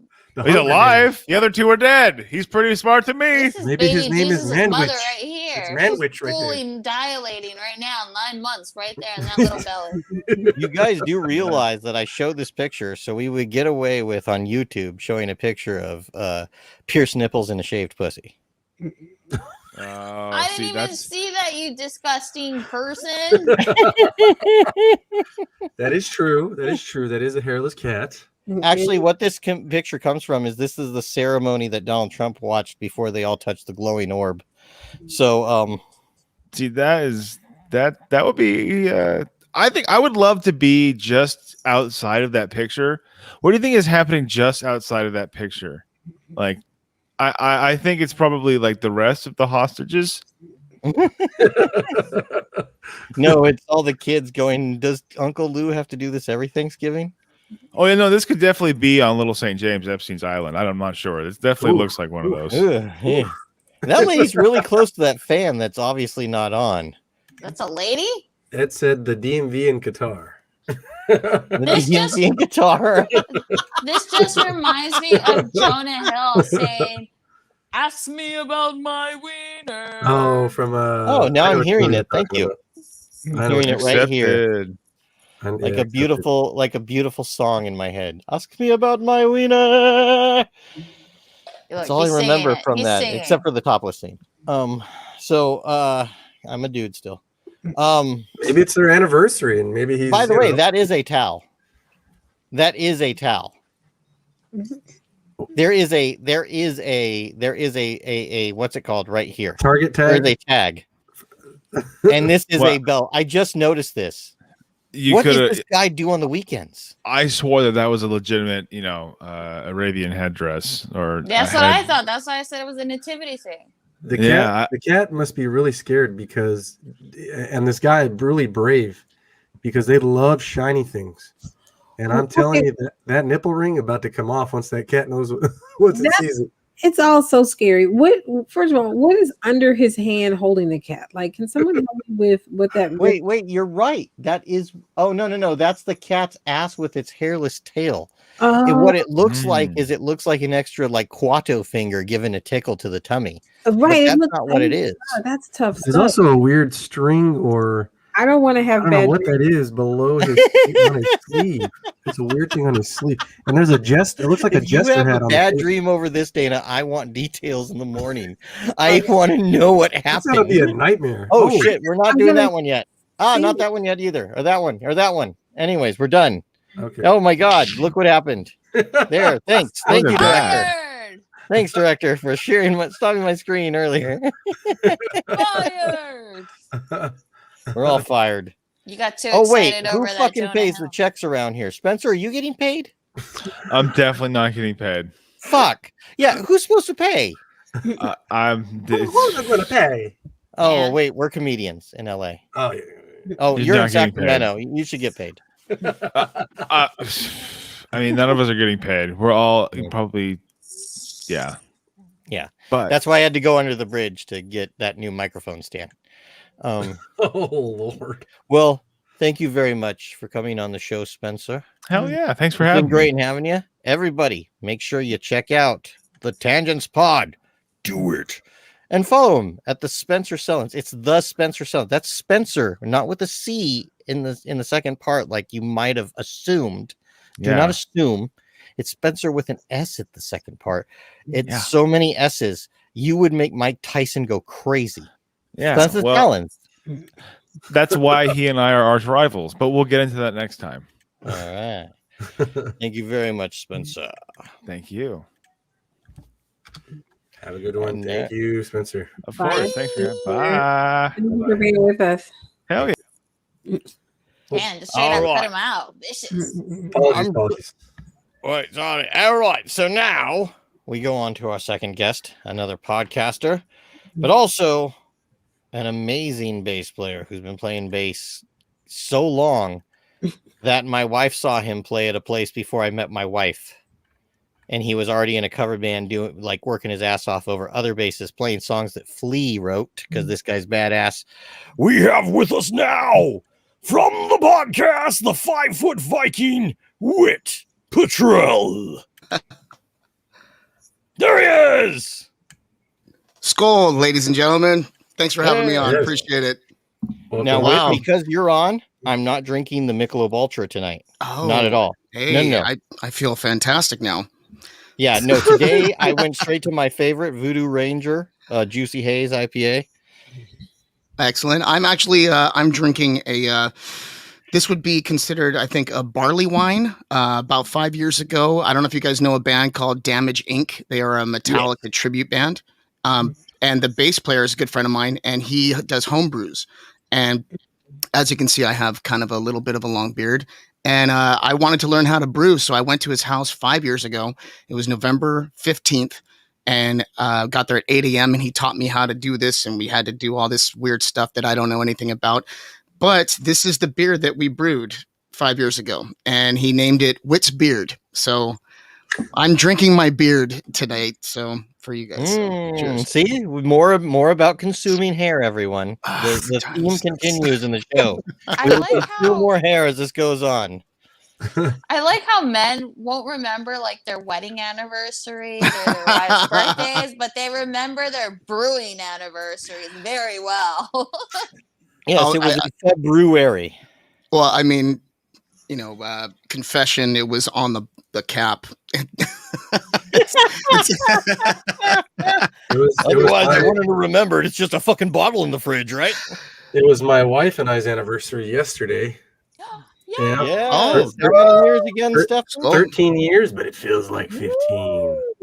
Oh, wait. Were you dating for 2 years first? Because that's kind of will do that. No. Oh, okay. Help me. I have gonna kill you later. I have He's a watching the show. I have a quick question. You had mentioned right now that your wife saw me at where did that happen? She used to sneak into Zendejas with Rosalind. Oh Come my hang out. lord. Yeah, she snuck in with and pretended she was 21 so she could hang out there. Don't worry, this is past the statute of limitations. No one's going to jail. Yeah, no, I appreciate that. We're all 40 now. So no one cares. But yes, yeah, she it was funny. And then one day I call her up, I go, hey, guess what? I'm recording Wit right now. That's right. He's doing this crema stuff for George and Ramon right now. Yeah, you did the crema bass for a little bit for those. I love those songs, by the way. I wish, I do miss being in the studio. It's just as time goes on, you gotta make money the way you can for your family. So I'm doing comedy instead. It's a good idea. I love it. I love it. I'm a brand new fan of you guys. I was actually introduced by watching you guys on the Ed Namrock podcast. Well, me and Dan, we go way back, and I've seen, if I'm not mistaken, I think I've seen Steven. I've seen you on a few podcasts here and there too. Oh, yes. I'm very, very new to the podcasting world. I pretty much learned everything that I know from Edgar Hernandez, which is basically says I don't know much, but that's Ed Namrock, all of you. He's a good dude, and he's taught me a lot, and so I'm kind of figuring this whole thing out, and now jumping in and having you guys invite me. I just really, really appreciate the opportunity to be here. Yeah, it's awesome. Thank you. And it's good that you're doing your. Oh, sorry, Stefan. Oh, no, you're good. I was just saying thank you for coming and hanging out. Absolutely. You can tell we're kind of new at this too. We're almost to a year. In July, we will be a year, everyone. Oh, really? Sweet. Yeah, I expect a paper anniversary gift. So I'm working on that. I haven't got the taxes yet. Taxes are coming. When we talk about the 5 foot Viking podcast, yes, I've caught a few of them. Tell people, what do you normally cover in the 5 foot Viking podcast? What are you trying to do with that? Okay. Well, the inception of it was, about a year ago. I'm a professional musician. That's what I do for a living, and that's what I've done for a living for the last 20 years. I haven't had a quote unquote real job. I love how people call it a real job, because I have real bills, and I pay it with real money that I get from my real job as a musician. But I've been doing that for 20 years. And then last year, when the lockdowns and the pandemic hit, I was actually on a cruise line playing. My band was playing, and we were in the Bahamas, and we kind of saw what was going on back home, and we were like, this can't be true. Like, you guys can't like not have toilet paper. Like, really? Like, this is legit. Hard to believe. It was nuts. And then we got back home on March 15th, and the country shut down on March 17th. So we were lucky enough to get home before everything happened. And then we get home, and I go to the store, and I'm like, I leave for 3 weeks, and y'all can't fucking keep it together. And there's no toilet paper, and there's no food, and there's no nothing. So basically overnight, my life changed, and my stage got pulled out from underneath me, and no job. Right. So I started watching some stuff and started watching some podcasts, and, hoping that things would go back to normal, even though they kind of weren't. And I've always been like a techie dude, and I like asking questions, and I love having a good conversation with people. So when I started watching, so once again, I'm going to talk about my good friend, Edgar. I started watching him and his podcast, and he invited me to be a guest on his podcast, and I got the itch for it. It was fun. It was for me, it was like another outlet to have that creativity and that connection, because being on stage, we have that connection with everybody that's off stage. And doing the live streams, we did a few as a band. We did some live streams, and it was fun. We got a chance to play music, but that connection, there's a disconnect when we had just a camera in front of us and nobody there. You know, you feel that energy. You guys, I'm sure all of you guys completely understand that when you're on a stage performing for people, there's a big difference between that and performing for a camera. You know, it was weird. So when I started thinking about doing a podcast, I was kind of copying Edgar pretty much. Hey, you just follow someone, what they're doing, and you kind of go down the same roads. And I was going to call it the Wit Patrol podcast. And I was like, I wouldn't watch the Wit Patrol podcast. So I said, you know, I got to find something cool. I got to find some way of navigating this. And I just said, you know, I'm not that tall, and I look like a Viking. And it kind of made sense. The 5-foot Viking, it rolls off the tongue pretty well. And it was just fun little way to call it that. It didn't really have to be Viking, talking about Viking or anything. I'm actually Greek. So, I mean, but the 5-foot Spartan. You look like a Viking, and I look like the guy that you left behind to take care of the women's boat while you go. We're like, hey, bro, exploring. watch the boat.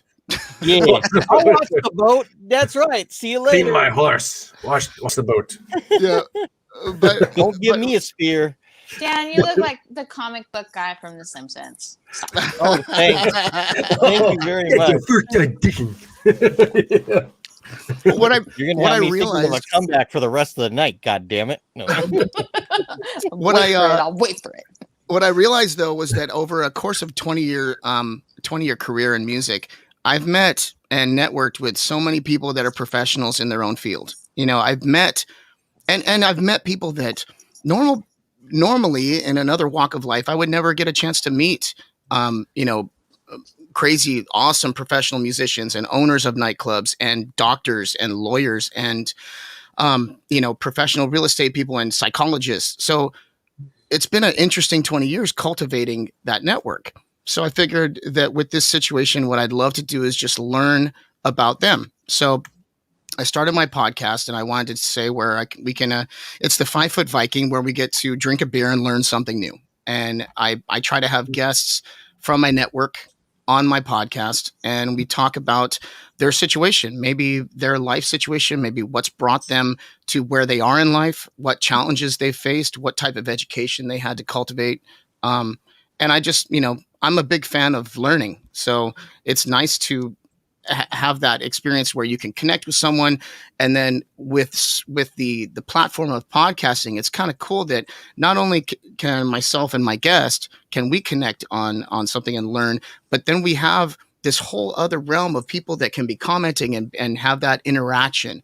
And that's what's kind of, it's been fun. I'm such a baby.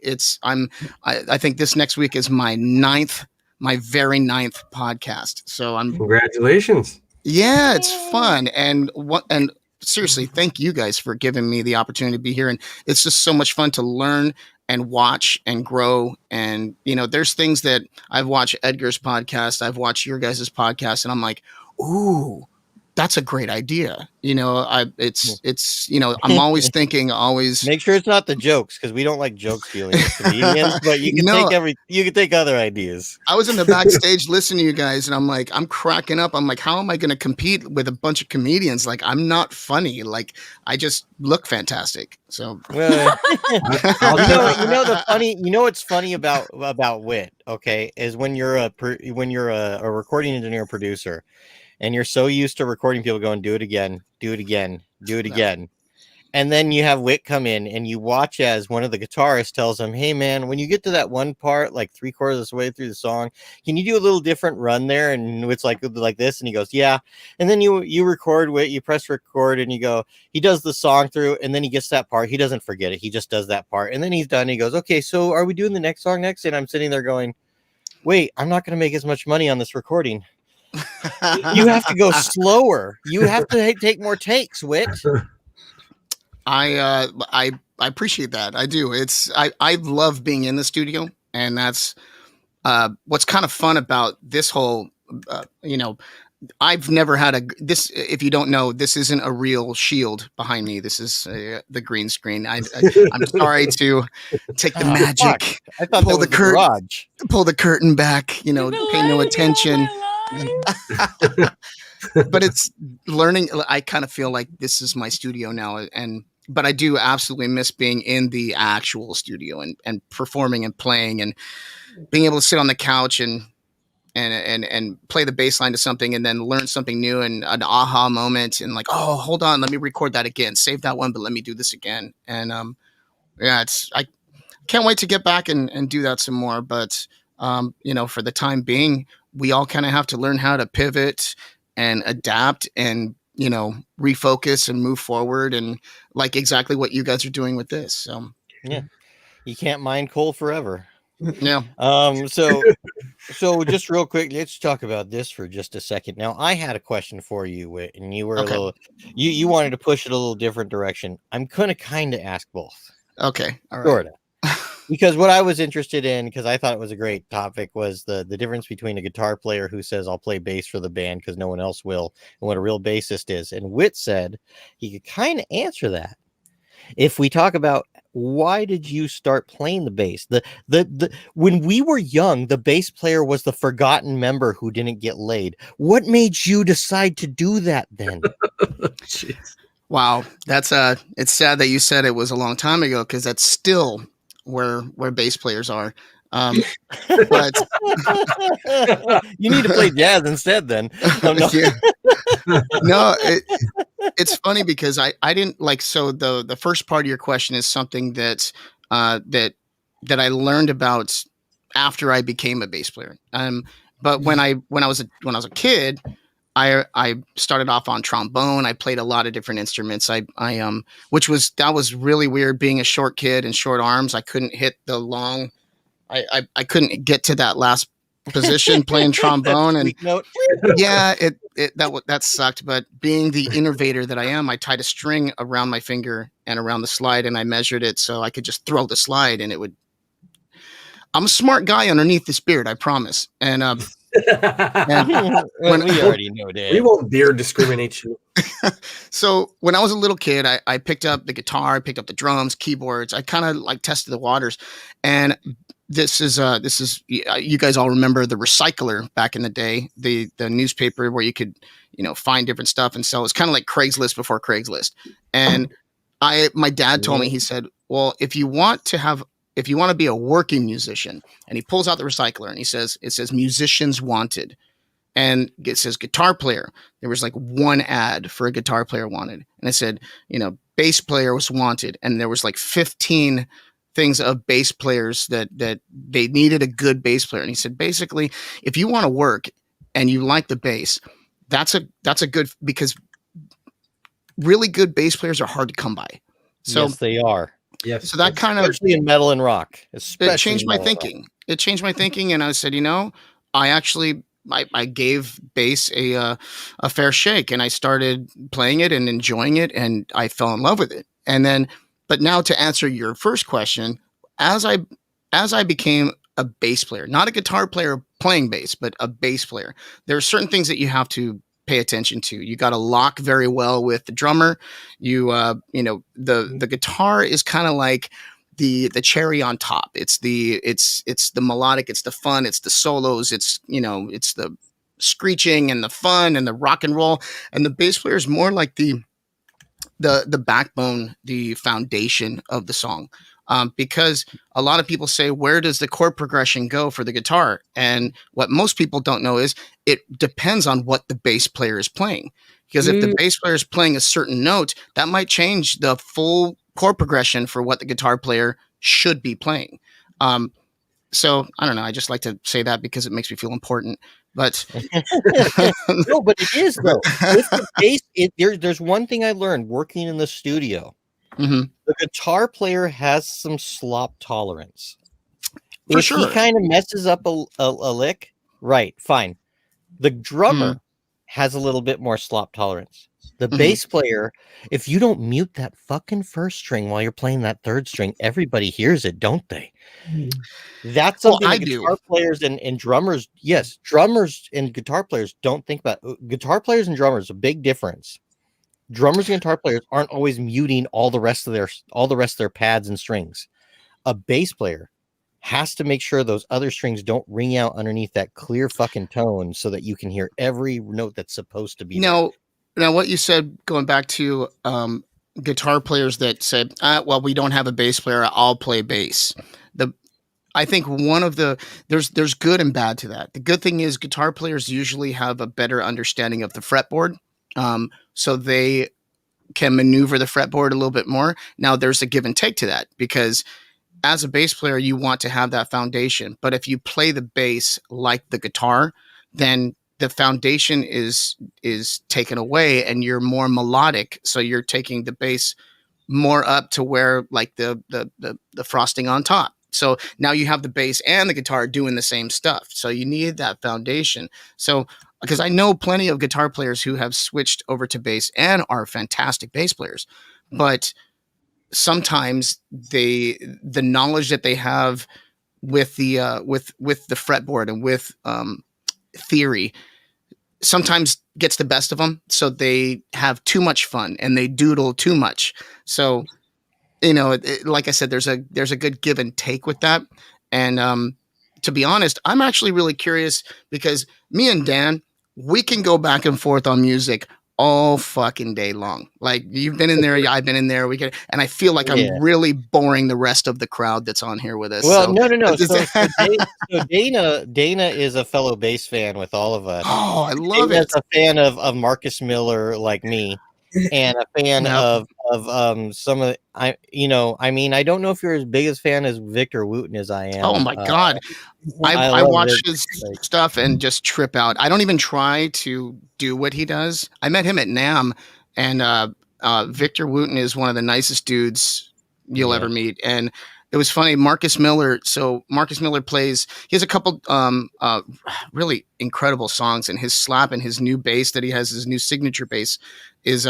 I want to buy one so bad just to have it, just to put it on the wall, just to pull it down every now and then, play with it. But I met Marcus. What did he get a signature bass with? Which company? Is it Sire? I think it's a Sire bass. Oh, okay, Sire. Okay, cool. Yeah, if I'm not mistaken, more it's of a Sire custom bass style. Yeah, he's okay. I met him so last year at NAMM. I'm going to NAMM, and like I said, I do cruise lines. And right before NAMM was right before we left on the cruise, and Marcus Miller plays on cruise lines as well. The same I don't know, circuit, I guess, because a lot of the cruise lines that we do are all themed cruise lines. So imagine this. Okay, now you guys are all going to laugh because it really is crazy, but we do these themed cruise lines, and the first one that we did is the Star Trek cruise, and it is as crazy as it sounds. It's very, very crazy, and everybody is so into Star Trek. People are dressing up like Klingons and Vulcans and going around, and it's a blast. It's fun, and we get to meet a lot of the actors that are from the actual series and from the movies and stuff, and they come on. Right. But those cruises are more based around the actors. We're there, we're entertainment, we have fun. Someone came up to sing karaoke with us and they wanted to sing Don't Stop Believin', like everyone wants to sing for karaoke. But she told us, she's like, but I want to sing it in Klingon. And I was like, I fucking have to hear this shit. Like, wow,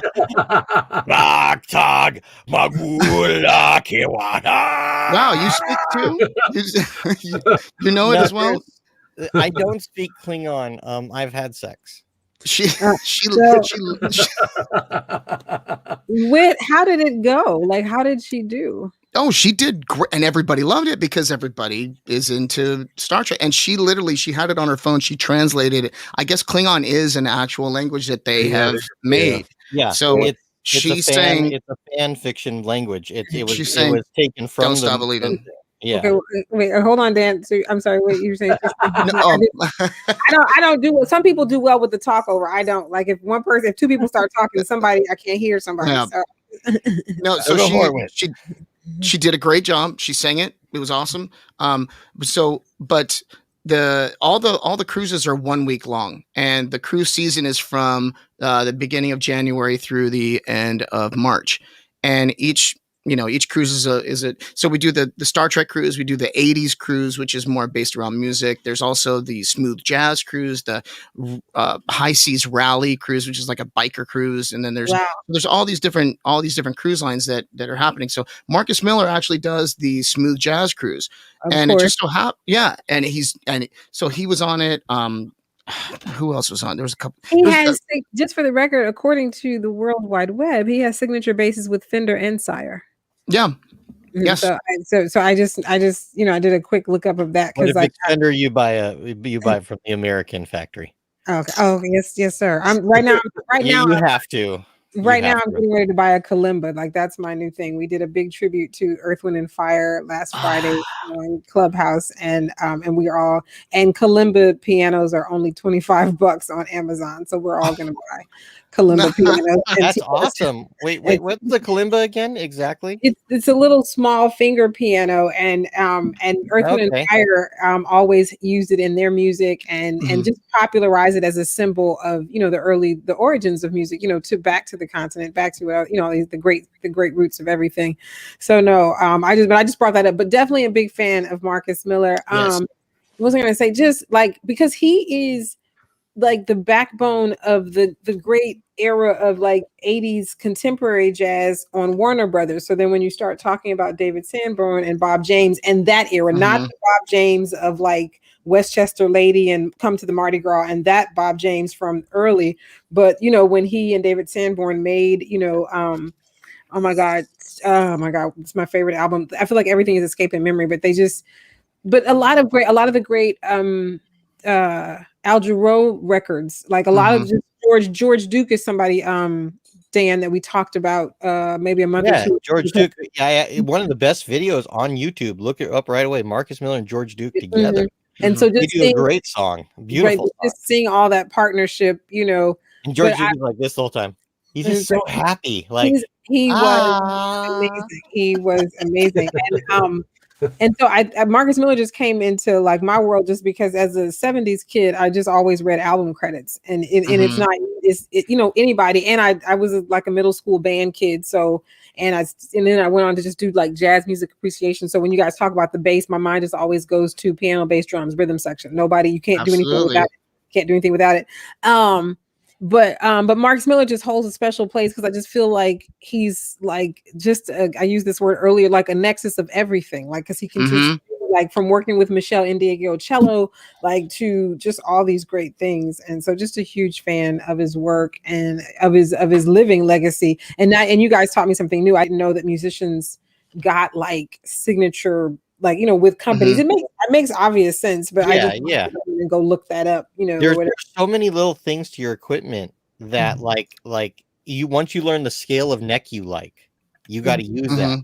And then you gotta, like when I got a 7-string, I was gonna down tune. I had to do the research. If you get anything less than a 28-inch neck on your 7-string or 8-string that you're gonna down tune, you're gonna have wobbly intonation. There's no way around it. So you got to know things like that, and these guys know those kind of things. So you get an Animals as Leaders $15,000 or $1,500 guitar. That's going to be a 29-inch neck because they actually made it even longer, so it's more stable in the low tones for intonation throughout as you down tune.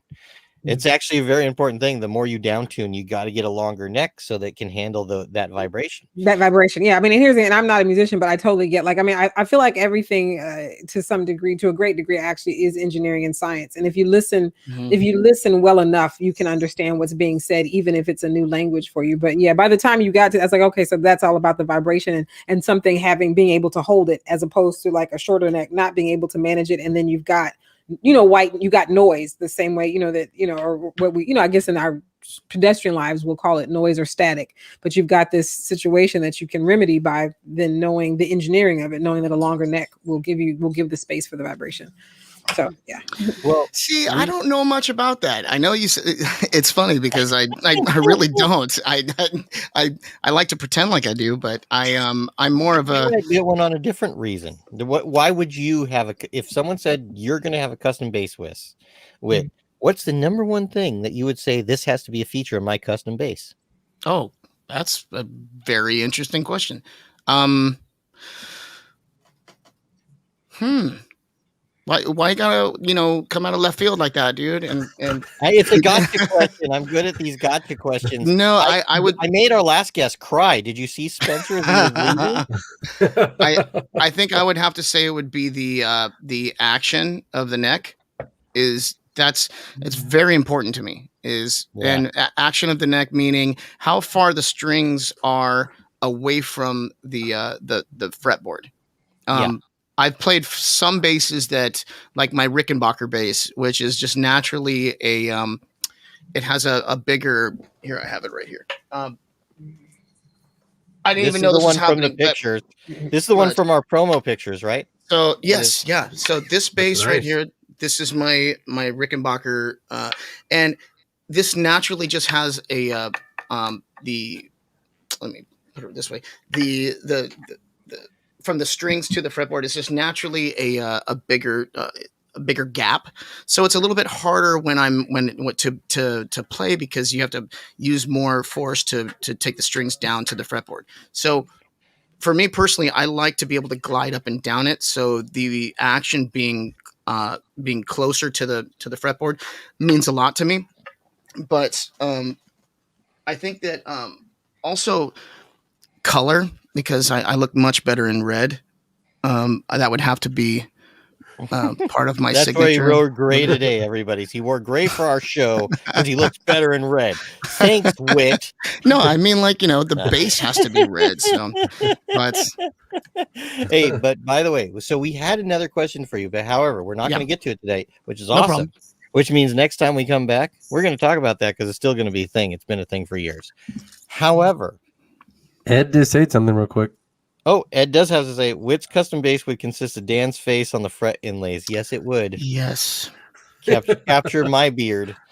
And that way you'd be reminded of how yours is more glorious all day. Now.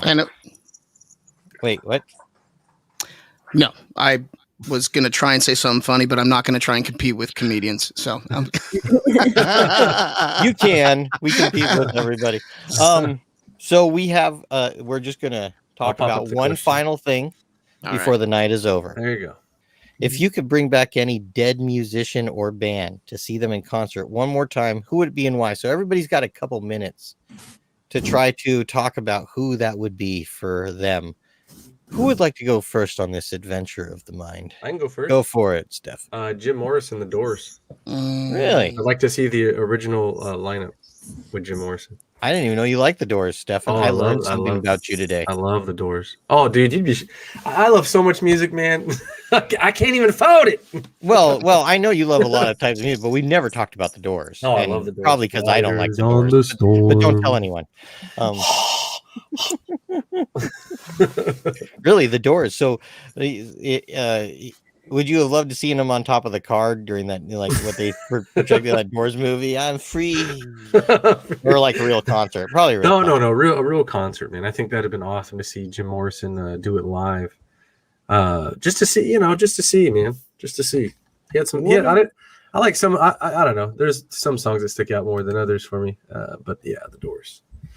Who's next? Stacey, I haven't heard your voice in a while. Who would you want to see that's dead now? I don't You know. haven't come. By the way, when you resurrect them, there's no worms and shit. There's no rot. Like they're back the way they were. So don't think. They're not zombies. That. They're not zombies. They're not zombies. Oh, that kills the fun out of it. His face fell off. Wow, that's great. It's a Spanish singer. His name is Juan Gabriel. He's like the Elton John, like the Mexican Elton John. I was actually supposed to go to his concert the year he died, and I was like, I'll just hold off. And he ended up dying like a few months later. But I think he actually ended up canceling that concert because he was also sick. So I was like, ooh, maybe I should have. What was his name again? His name is Juan Gabriel. Oh, so now I see where you get San Gabriel. Oh, jeez. That's called a wraparound joke, everyone. Lessons, But if I lessons all had to day pick long. a singer, an American, well, he's not even Ed American, agrees British with you, singer. Stacy. Yeah, he's great. He has so many classics. But if I had to pick somebody we might all know that is British, Amy Winehouse. Mm. Okay, there you go. All right. I think we're gonna pick with Dana now. Okay. It's such a hard question. You got to pick one. It's tough. I know it is. So since it's so hard, I'll pick two. Marvin Gaye. Ah! Marvin Gaye and Donny Hathaway. Okay, but at the same concert, that's what you get. If we resurrect both of them, they're playing on stage at the same time. What would they Which play, one? Dana? What What would they play? What song? They both, let me Together. tell you, let me tell you what they would play together. They both did, What's Going On was Marvin Gaye's song, but if you listen to Donny Hathaway's version of it, it is amazing. And I would love to see them duet that because they both, again, it's Marvin Gaye's record, but Donny Hathaway, does this great thing with it. And you can actually, Justin Timberlake did a song on a will.i.am album that will.i.am did with Brazil 66. Why is it Mas Que Nada? Why is the name Sergio Mendes? So they do a song on there with Pharoah Monch, and Justin Timberlake is doing the hook, singing the hook, but he has a riff, and he riffs from Donny Hathaway's What's Going On, which is a live What's Going On. So the short answer to your question is Marvin Gaye, Donny Hathaway singing What's Going On. All right, a compilation. One of them has to take the featuring credit. And before we get to our guest, Dan, have you ever heard the word duet? Like what? Yeah, they don't do that in metal. Okay, got it. What? Hasn't there been? They do duets in metal. It's just a little different. Or actually in rock, right? Isn't that what basically we had in Wit? You could back me up on this. On Temple of the Dog was basically a duet, was it not? Yeah. Yes, it was. With Chris Cornell and Eddie Vedder. Because it was Temple of the Dog was actually a band previous to both their bands of mixtures of guys in the band, so they decided to come back to do that. It was kind of weird. So before we get to Wit, I'm going to say, and I wonder if Wit agrees with me. There's so many musicians, of course, Dana. It's hard to pick one. Yeah. But mine is actually also a bass player, and I would not say he's a songwriter. The man is a composer. I saw them twice at a festival, so I saw them during the day. In only an hour slot. I was going to go see the 2-hour slot, and I didn't. And that man is Peter Steele of Typo Negative. I would love to resurrect that dude to see Typo Negative play their albums through one more time on stage. Then he can go back to doing what he's doing now. But that would have been a beautiful thing. If anyone doesn't know who Typo Negative is, there's nothing like them. There will never be anything like them. They're totally different. And thank you, Dan, again for something we've never heard of. You should hear it. That's the thing about them. They were very underground. If you like 80s music, there was a lot of incorporation of 80s music into gothic metal. And there's nothing that sounds like what they did ever. Every one of their albums sounded like them and sounded like nothing else you ever heard. Strangest stuff you hear, beautiful stuff. And so Typo Negative, if you haven't heard it before, go introduce yourself. If you hear one album and you don't like it, try the next one. It's totally different. Weird shit. Very cool. They're on all the places where you can find streaming music, Spotify, Apple. Music. And Dead Again, their final album before Peter Steele passed away. If you would think of if Black Sabbath and the Beatles got together to make a final album together, that's what you get. It's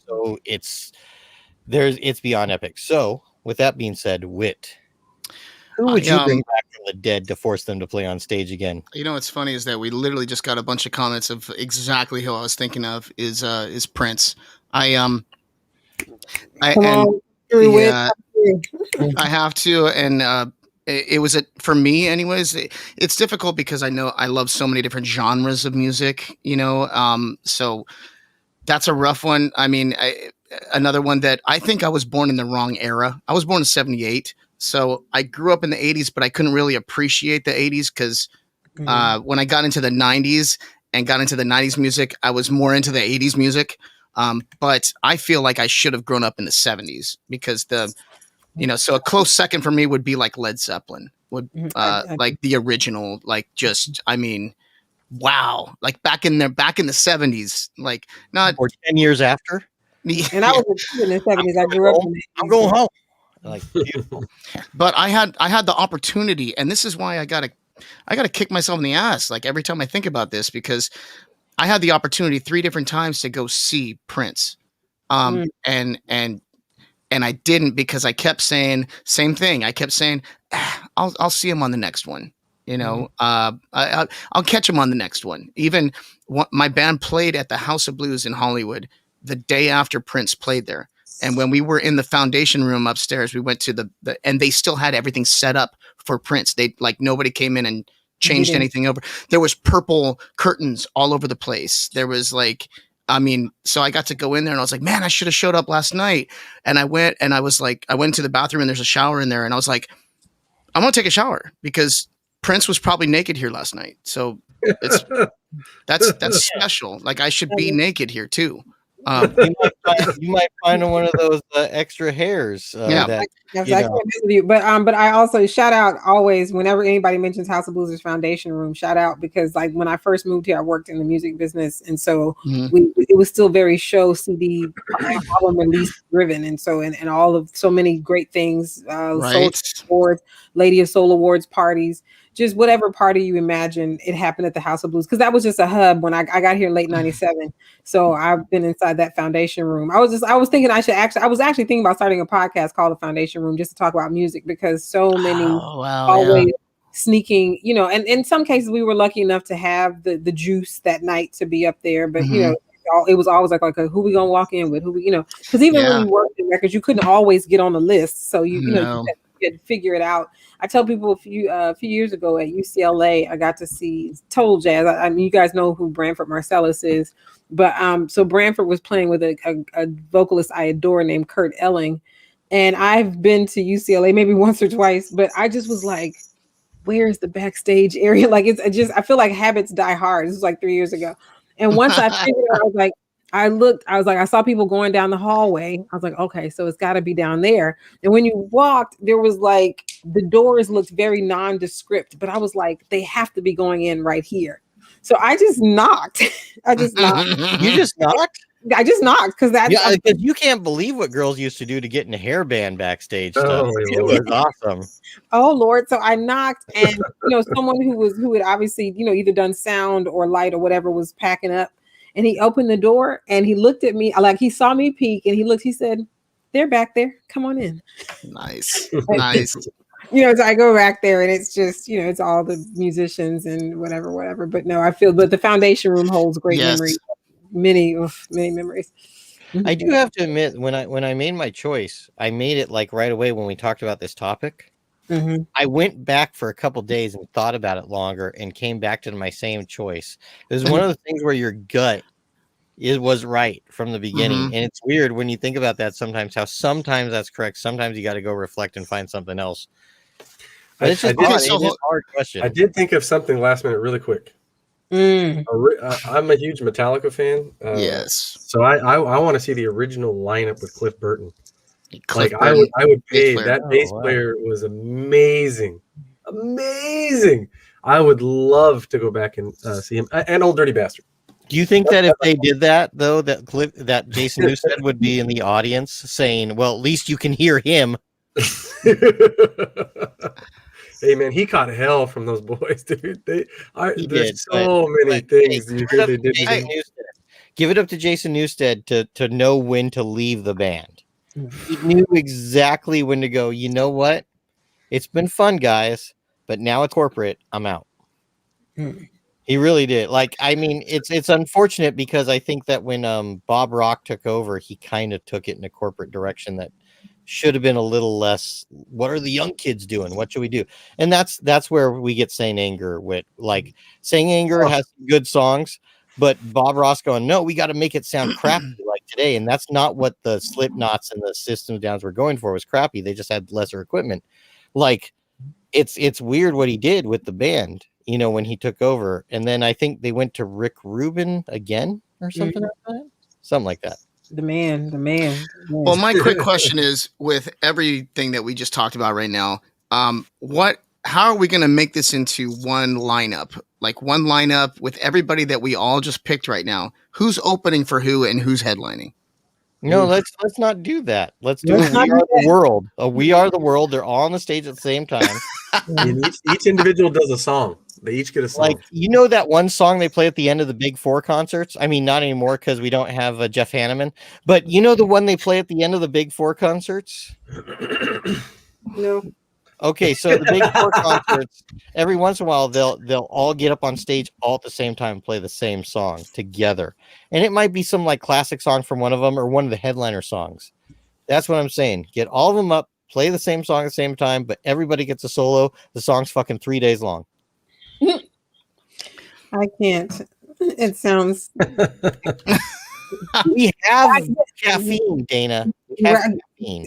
Here's the thing: you had me at everybody sings, because again, if you are a kid of the 70s, all of the award shows used to end with everybody coming on stage and this massive situation on stage where and they somehow managed to sing the song. And there is the year, speaking of Prince, that I believe it was probably We Are the World. And so when everybody came on stage, everybody was singing, but Prince had a lollipop in his mouth and would not take it out, and boldly walked across the front of everything that was going on. And here's the thing, I'm whatever age I am at this point in high school. So these things stick out to me because my sister and I were both heads. So we're just like music heads. So we're just like, so-and-so's back there, so-and-so singing, look at so-and-so, they're hard, and you just see so many amazing things. But Prince boldly walked past Quincy Jones with a lollipop in his mouth. Like, I don't know your song. I may love you, but I don't give a fuck. I don't know your song. And it was just amazing. We missed the 80s and the 70s for stuff like that. Yeah. I'm with you on that 100%. I think the 70s and 80s was pivotal time for music. And so much new growth and expression and we're never going to get that back. And plus you and I would know what the drum machine did to session musicians. Mm-hmm. And how the drum machine did bring us some really good artists. It came from the drum machine. What was that one? The MP, what was do you remember the one? Yeah, no, you weren't using it. Whit is totally like, he's been so analog the whole time I know him. I asked him that just to see, but drum machines brought us some good artists because sometimes you can't find the musicians to work with you. My last album was done by myself. If I didn't have MK Drummer 2, I wouldn't have had the drummer. Okay. Right. It's hard to do. However, drum machines also gave producers this thing where they thought, wait, I can make stuff cheap and make a higher profit because I'm not going to take multiple takes. We're not going to slam it to tape as many times. It's going to be stuff. And what happened is we got a mixture of really good artists using drum machines and really mediocre ones that were pushed from the music industry all at the same time. It was an interesting phenomenon. It happened in the mid 80s. It was pretty odd. And now I feel like, well, I guess I'm just an old man speaking here, but now I feel like a lot of these minimalistic rappers are going way too minimalistic, where it's like that's a whole other clank, bonk, clank, yeah. bonk, clank, and then it's like, that's it. That's the backing track. All right, great. That's a whole other podcast right there. That's it is. It is. You know what? And one day I'm hoping that I come by, have a beer at your table like Ed did the other night. Yeah. I know that you guys are close and I have to wait a little bit longer for this pandemic to be over to be, free to do that. But hopefully one day me and maybe others on this podcast are coming down, hang out and have a beer. Even those that don't drink, we'll get you an Uber. No, I actually, first of all, I know that we're getting to the very closing end of this, and I just want to say thank you guys so much for, once again, the opportunity to just come on here, talk some shop, have some fun. I know we've never really met, all of us, this is literally the first time. Even before the show, normally when you have that time to kind of, say hi, get to meet each other, I know that, we kind of rushed into it. So my first time meeting most of you guys not even in the flesh, but just like right here virtually. I just want to thank you guys for letting me be here, letting me chat with you guys, have a good time, good conversation. And when I would love the opportunity to have you guys. I mean, I got to learn how to do this, but if I can have all of you on my podcast, I'd love to do it in person if that's possible. I got to figure that out. But if the time being we can do it virtually, I would absolutely love to do that. I have so many questions for all of you guys individually. And I know we don't have the time to. I really do. I really have so many questions for you guys. And I would love to. I'll talk with you guys afterwards, and let's set it up. Let's make it happen. Yes, please. And here's the whole thing. First of all, StreamYard, Yes. the company, Ed Namrock Podcast, the 5 Foot Viking, Therapy Absurd, would all like to represent you and tell people how great your product is. Absolutely. As Ed has got us into your stuff. Tubi, And Netflix, Budweiser. we'll gladly tell people about Woolly gummies. What else can we do? Yeah. So, but that's a great thing. And, we're glad to have you here. Good luck with all the endeavors. Absolutely. And cheers. Skull. I'm out. Yeah. Yeah. Skull fuck. I mean, wait, what? I got nothing. Chick-fil-A. We fed my dog some Chick-fil-A nuggets today. Already? Yeah, I'm we glad fed I my had some good beer. Hanging Dan, out did you hear me? with- Did What's you hear that? me? We fed my dog some Chick-fil-A nuggets today. Oh, and now she doesn't like gay people? You should. Yeah, you just stole my punchline. Now she's homophobic. Oh, I'm sorry. Thanks, I was everybody here- out there. Yeah. Yes, thank you everybody for hanging out with us and everything. What were you gonna say, Dan? Sorry. No, that was about it. I was thanking everybody, thanking the world, for hanging out with us. thanking it be cool, thanking the world for being cool for a couple hours before we return. A lot of us return to work tomorrow for a final day before a weekend. And if you don't have a weekend, I hope the Monday you have off is great too. Yes. Whatever day you have off. Bye. Bye.